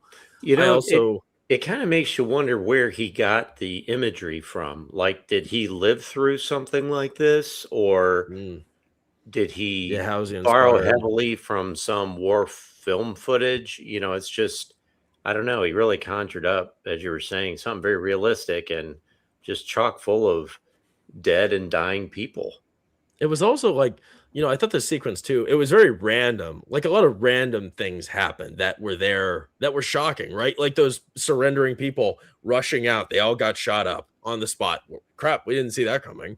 And you also, like Clive Owen, as he's racing to get up there, things are exploding around him. He's getting shot here and there, and he's stumbling into people. There's a funny scene where he stumbles into those guys that are hiding as well, and he stumbles right into them. He falls straight into them. And I think there was just like little moments like that where it's shocking, it's surprising, And that makes for a kind of a real moment because, you know, there would be people sitting there. There are unpredictable elements here. It's not a clear path to getting to her. And he was able to find her because of the baby crying, right? And this all just adds a lot of kind of intriguing elements that blend this whole final confrontation together. And then even more so, you have so many different variables at play. You have all these characters in this mix that have their own motives, right? You have Chiwetel Ejiofor and what he wants. He's up there with Charlie Hunnam's character, who is a total dick. He was the guy that killed Jasper earlier on. We don't like him at all. And he's in the mix. And then you have the military outside. And you just saw the strange situation with all the Muslim people shouting in the background. Maybe they're involved here. And you have Key, and she has the newly born baby, which is the hope of the world. And she's stuck in the crossfire in an area where she's completely vulnerable and nobody's there to help her except him. So there's just all these different variables at play. And it's just totally and utterly important that he saves her. And if he does not, it's screwed and everything's over. So having that much on the line, you can't help but to be drawn into the action. The fishes are absolute fools for bringing Key into this situation where she should have been taken to a safe spot. Yeah, she could have been shot during this whole entire situation. It's like it's like taking a pregnant woman to the Alamo. What are you doing? One last chance. The only pregnant woman to the Alamo. Yeah, in the world. They're idiots. But what do you expect from Antifa and the wokies? Well, yeah. So I guess in my own mind, I figured out how they tracked them to Jasper's house. But how did they track them into that camp? How did they find them in there? They must have had some people involved. Like they must have a guy that was in.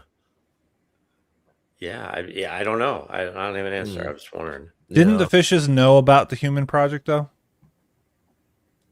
Well, they probably did, but did they know where the boat was gonna go? So they knew where the harbor was gonna be to get the boat, right? So they're just sort of working backwards. Maybe that's where Key is going to show up. And we're going to be there to meet her.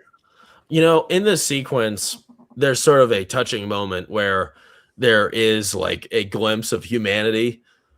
You know, she is, of course, when Clive Owen gets to her and he's trying to escort her out of there, you know, the baby's crying and everybody can hear the baby crying, even amidst the, you know, all the gunfire, people start to hear and they're sort of drawn to her.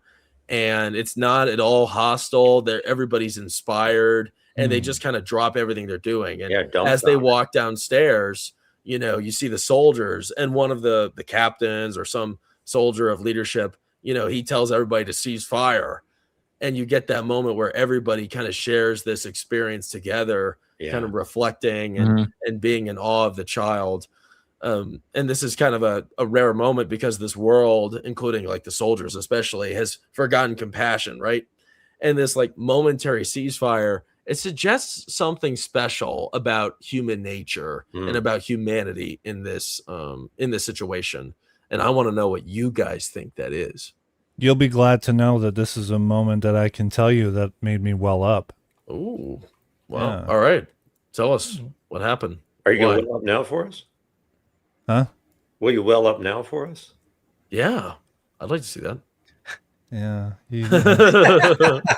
As an actor, you know, you just got to pay me, and then there you go. Right. Super chat, Kyle. Exactly. Yeah, with your super chatting. The whole element of, well, the essence of the scene and how it's shot with the one take, it keeps you in the zone of being in the moment without cutting to other things. Yeah, the camera is panning here and there, but you have all this shouting and shooting that just stops all of a sudden. The soldier shouts a ceasefire as they're coming down the stairs with the child, and everyone, including it's a mixture of the soldiers that are fighting the uprising intermixed with these immigrants, these illegals, they just look in awe at the child. Everyone shuts the fuck up. And there's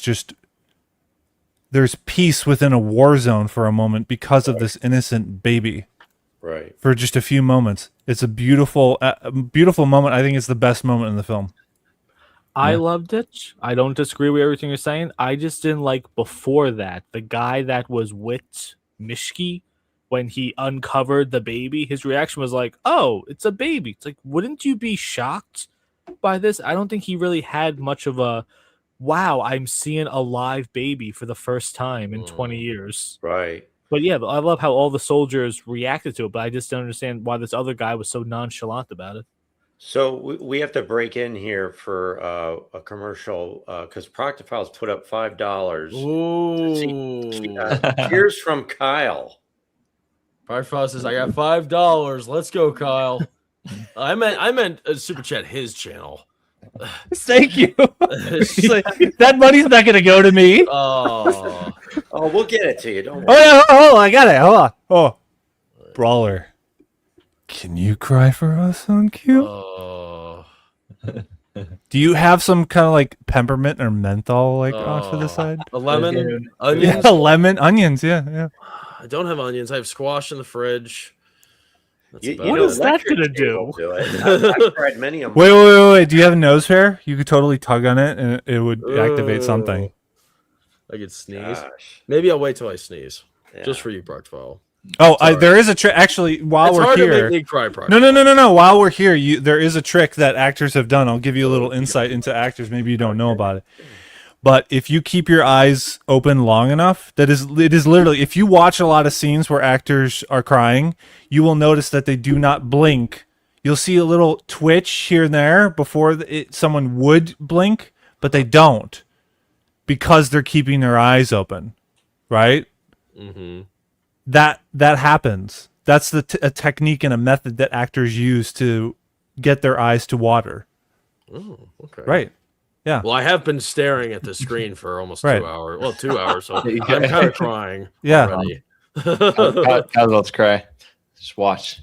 I'm doing the method right now. I won't blink. I'll. Here we go. Here's Proctophile. Even though I'm not fucking getting paid. No, I'm not ready yet. Don't rush using your power. Yeah.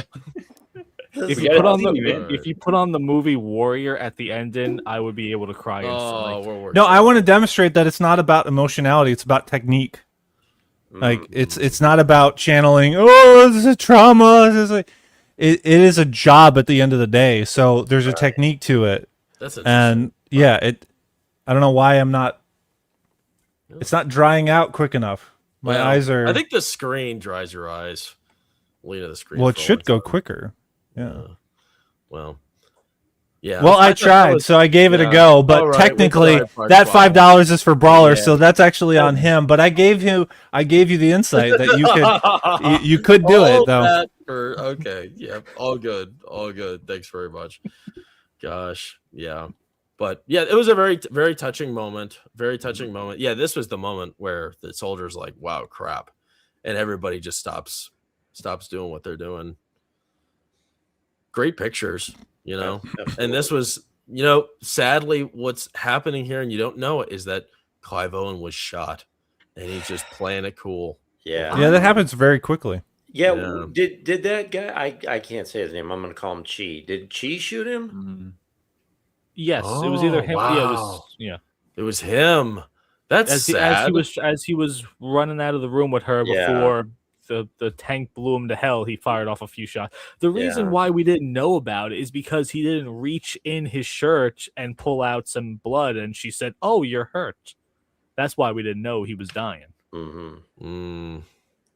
Yeah, and I mean, not that I've been shot, but they will say, you may not notice right away that you've been shot, and you can keep moving and doing things. That's crazy. Yeah. Here, let's get to the chats before we get to the final chapter. And then Kyle can give us his revelation. Fatal Roses had quite a few things to say. Thank you, Fatal Roses. We like hearing your thoughts. I'm so happy you're reviewing this movie. It's one of my all-time favorites, believe it or not. It was actually a comfort film, LOL, that I would put on when I wanted to go to bed that I put on that I wanted to go to bed. Something about it. But it's such a beautiful film. The cinematography is top tier. The story is amazing. One of the few films that is better than the book. You hear that, Gen X man? I agree. I feel like I'm making a bunch of new friends tonight in your chat here because we're all in agreement about this movie. Wait, say that again.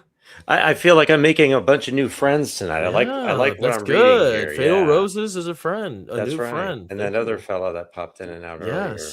Yes. Brockfile, and just so everyone knows, all my constructive criticisms come from a place of love. I don't want anyone making fun of Brawler because he calls character motivations fuels. Nice. Yeah, it's all good, Procto. Y'all good, bro. No prob. I take no offense. Fatal Roses has one of the best cinematic examples of how powerful silence is. Yeah, nobody was talking or anything. It's sadly a lost art. Yeah. And I don't understand how something like this just goes away from Hollywood and story creating. Yeah. All right, this is the final chapter, everybody, and we get a very sad image here as Theo and Key, they make one final push toward the sea and to the mysterious human project. Wounded and exhausted, Theo clings to his purpose and dies as the boat approaches, offering a fragile glimmer of renewal against overwhelming despair. So I want to know what you guys think about Theo's story. How would you describe his journey here, his heroic journey getting to this point where he got her past all of the obstacles in her way? How would you describe this journey he went on? It almost looks like he's finally exhaling. He's finally letting go of all the tension and worry he carried. He's fulfilled. Yeah. I wonder, did he grow through the movie, or was he always just like this? That's a good question. I think he grew. There's no way. I mean, was he that courageous all his life? I mean, he was really courageous here. Yeah. He's never had a purpose so strong as this. There's no way. I'm just trying to think about it. It is odd that we don't really get a lot of insights into. No, we don't. Yeah. Well, the one very simple insight was when Julian told Key to trust him. There must have been a reason, something deep in their past that, given all the people she had dealt with, he was the only one worthy of trust. Kind of wish he still wore his wedding ring. Oh, that would have been cool. I'm just looking at his hand now, like, Yeah. He didn't. I mean, he probably smiled like twice in the movie, and this is one of them. Yeah, that's a good point. Yeah, he never smiled. I thought it was amazing seeing how much he went through and how he did. You make a good point, World Joe. Was he growing? To us, he was growing because we at first he was kind of at rock bottom, and you see him just kind of level up the farther he goes, and you see just how far of a great man that he is, and he just pushes himself. And I don't think at the beginning of the film he would have imagined that he would get to the point where he would be completely sacrificing himself to save a total stranger like this. And this all took place like over 2 or 3 days, right? So yeah, in 2 days you're going to find yourself on a boat rowing out, and you're covered in your own blood and with a new baby in the boat with you. Yeah. How long was he without shoes this whole time? He got shoes when he got to that. Once they were in the camp, and he went to that old people's apartment guarded by the guy with the gun. Then they gave him that's shoes. crazy. Yeah, so he didn't have any shoes. Let's see. They showed him without shoes when he was first at Jasper's. When they got there after, I don't know, very very early on in the movie, he was shoeless. What do you guys think the human project went on to do with Key and her baby? It's a great question. They went to the island off of the coast of Portugal, which they mention. It's in my notes. And lived happily ever after. No, they figured out what the hell was going on. Why was it that Key was the key? Where did you get all this to- from? Oh, I don't This is remember in the that movie. Really? They mentioned that Acores, if I'm pronouncing that correctly, that's an island mid-Atlantic off the coast of Portugal. Hmm.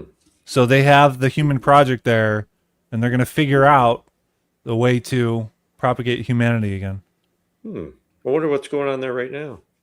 That's what I'm saying, is that's where the sequel begins. Oh, are you saying? Did you mean? Were you literally saying they're going to make a sequel?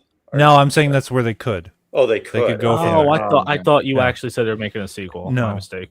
Well, I appreciate your confidence in the way that I can make it seem like they're actually making a Well, sequel. that's what acting is, apparently. Making Yeah, you believe speaking of things. acting, You're so apparently manipulative. at some point I need to do the method of making me teary-eyed, because Proctophile just sent me.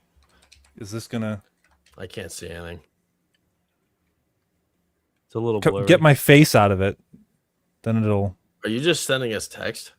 No, Or this showing is my comment section on the disclosure day. He sent $5 Oh, nice. To me. Wow, dang. So All right. So you're going to do it? yeah, but I don't in terms of my eyes, like I'll do the method, right? I'll see if I can do it, like, to demonstrate it, but I'll let you know, and then you can put it in Okay. full All screen right, if that like sounds good. it starts welling up. Okay. But keep on going. All right. So if I interrupt you at some point, don't Yes. No, that's don't hate me. If he starts bawling his eyes out, we'll know why. Scramble. Well, I think obviously I don't. That's funny you said that, Kyle, because I don't remember them mentioning anything. I remember her. I don't remember there being any language at all. Was there like a text that overlaid at the end? Language? Like people just like speaking. Because Oh, the from ending, the Human Project? yes, I don't remember. No, they relate in terms of I don't know who did, but maybe it was Julian. But earlier on in the movie, they talk about the island. Oh, okay. I thought you were talking about something that happened at the end of the movie. No, but that's that's a natural presumption, is that they're on an island, they're doing experiments, and they're eventually going to try to figure out how to be fruitful and multiply. When you get a moment, look up Azores. It is a beautiful island. It looks like one of those sort of volcanic islands where the volcano recessed or something. And yeah, it's awesome. I want to go to a place with a volcano. Well, no, What if it blows it's like up? no. It's like ancient. Well, I don't know how it was formed, but it looks like a volcano, and then the volcano cone or whatever eroded or fell back into the sea and left this circuitous looking landmass. So what do you think, like, before Kyle gives us his final thoughts about the movie, because he's been holding on to something, which is, here we are at the very end of the film, but he's going to say it, so I guess that's for the best. But yeah, it's real interesting quick, how this. Go ahead. Go ahead. Yeah, real quick. What do you think the lesson of this story is? Evil is still evil, whichever way you spin it. Because, like your question before, what's the Human Project going to do? They're going to poke and prod her. They're just going to do it in a nicer way, probably, and tell her, "Hey, you're saving the world." And if the government took her, they're going to poke and prod her and say, "Hey, you're saving the world." Yeah. Yeah, the process is the same across the board. Achoo!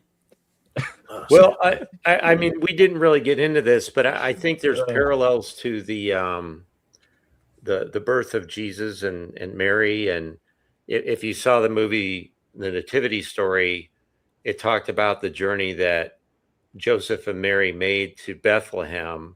And it was a long, dangerous journey, and it would be even more so trying to get a pregnant woman there. And then, she gave birth in this animal pen. So that would be pretty lousy after such a long journey. And then if you read the Bible story further, it talks about where Herod wanted to kill the baby. So Joseph was warned in a dream to take Mary and Jesus and escape to Egypt. And that would also be a very difficult journey. So anyway, I think that parallels are probably intended. and that's Oh, that, yeah. that pops out to me. Yeah. Yeah, I mean the baby is sort of like the savior of the world here too, right? Yeah, Everybody and just gasps and at it. it's like all of that mayhem, all the guns and gruesomeness are happening, but it's the kindness and the courage of just a few people Mm, that bring, that are the hope, and that keep this baby alive. that is true. Yeah, just like the story. Just like the story, yeah, in the Bible. I mean, that's like the most unlikely of ways God could come into the world. And Oh, my, crap. Oh, Ah! damn. Ah! Yeah. Yeah. Blank. It's Well, Blank. Kyle, did I make you cry? yeah. You were so prophetic. Yeah, I touched Judge it. anything. You're crazy, man. There you go. There's your That's $5, good. Proctor That's good. Paul. Oh, he can't Kyle, talk. have you He's ever choked acted up. anything before? Yeah. Was it an episode of Mad Men? No, that would have been Ah, cool though. Damn, okay, never mind.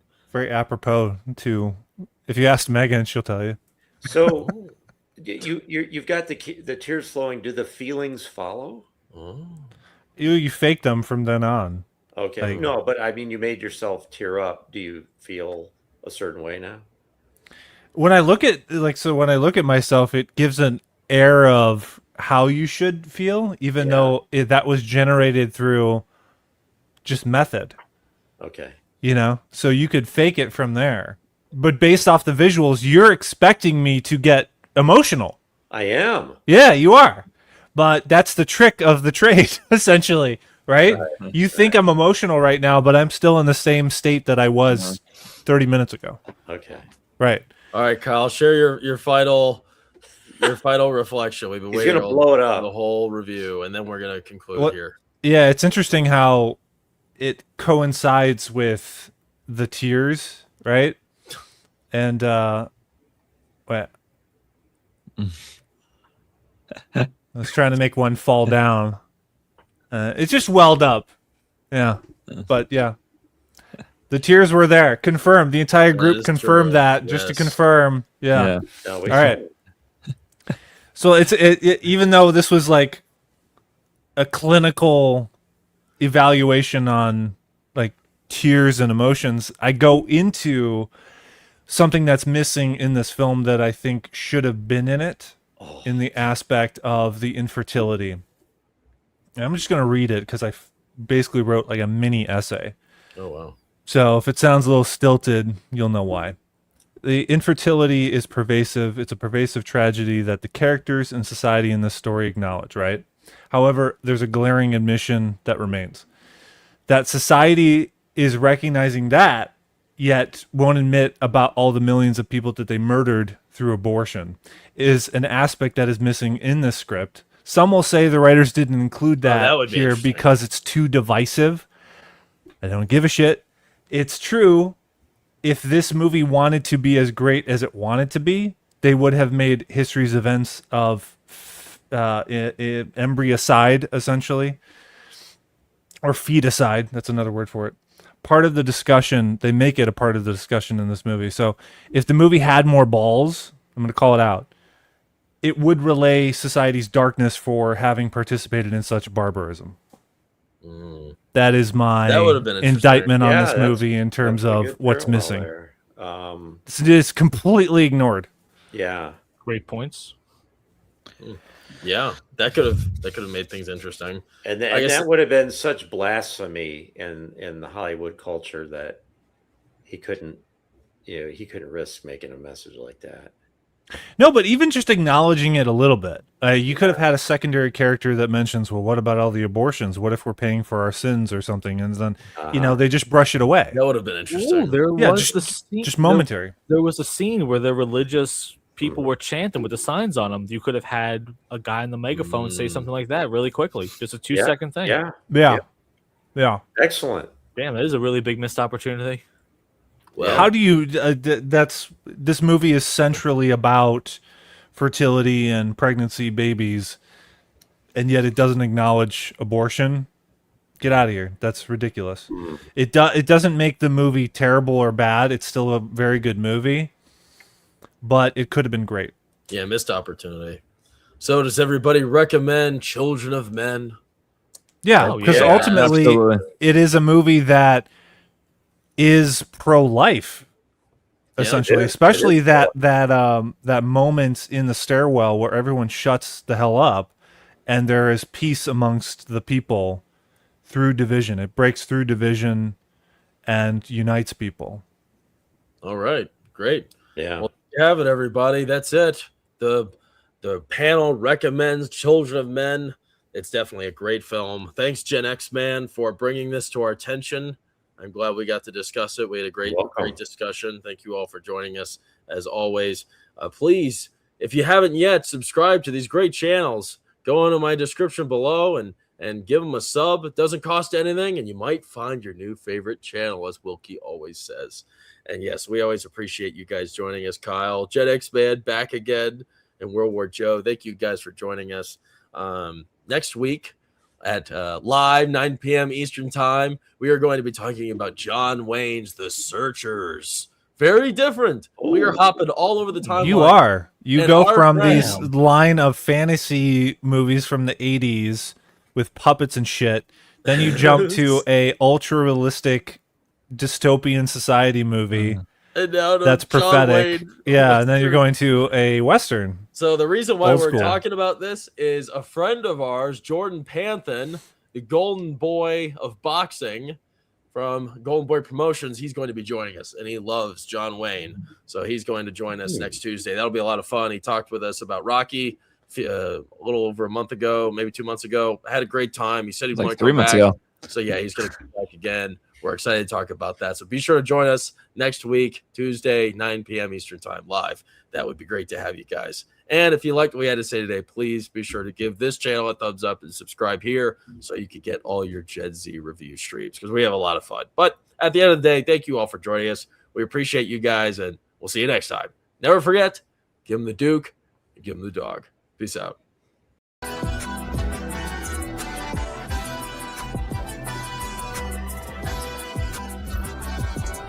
What kind of person are you? Are you the kind that sees signs, sees miracles? Or do you believe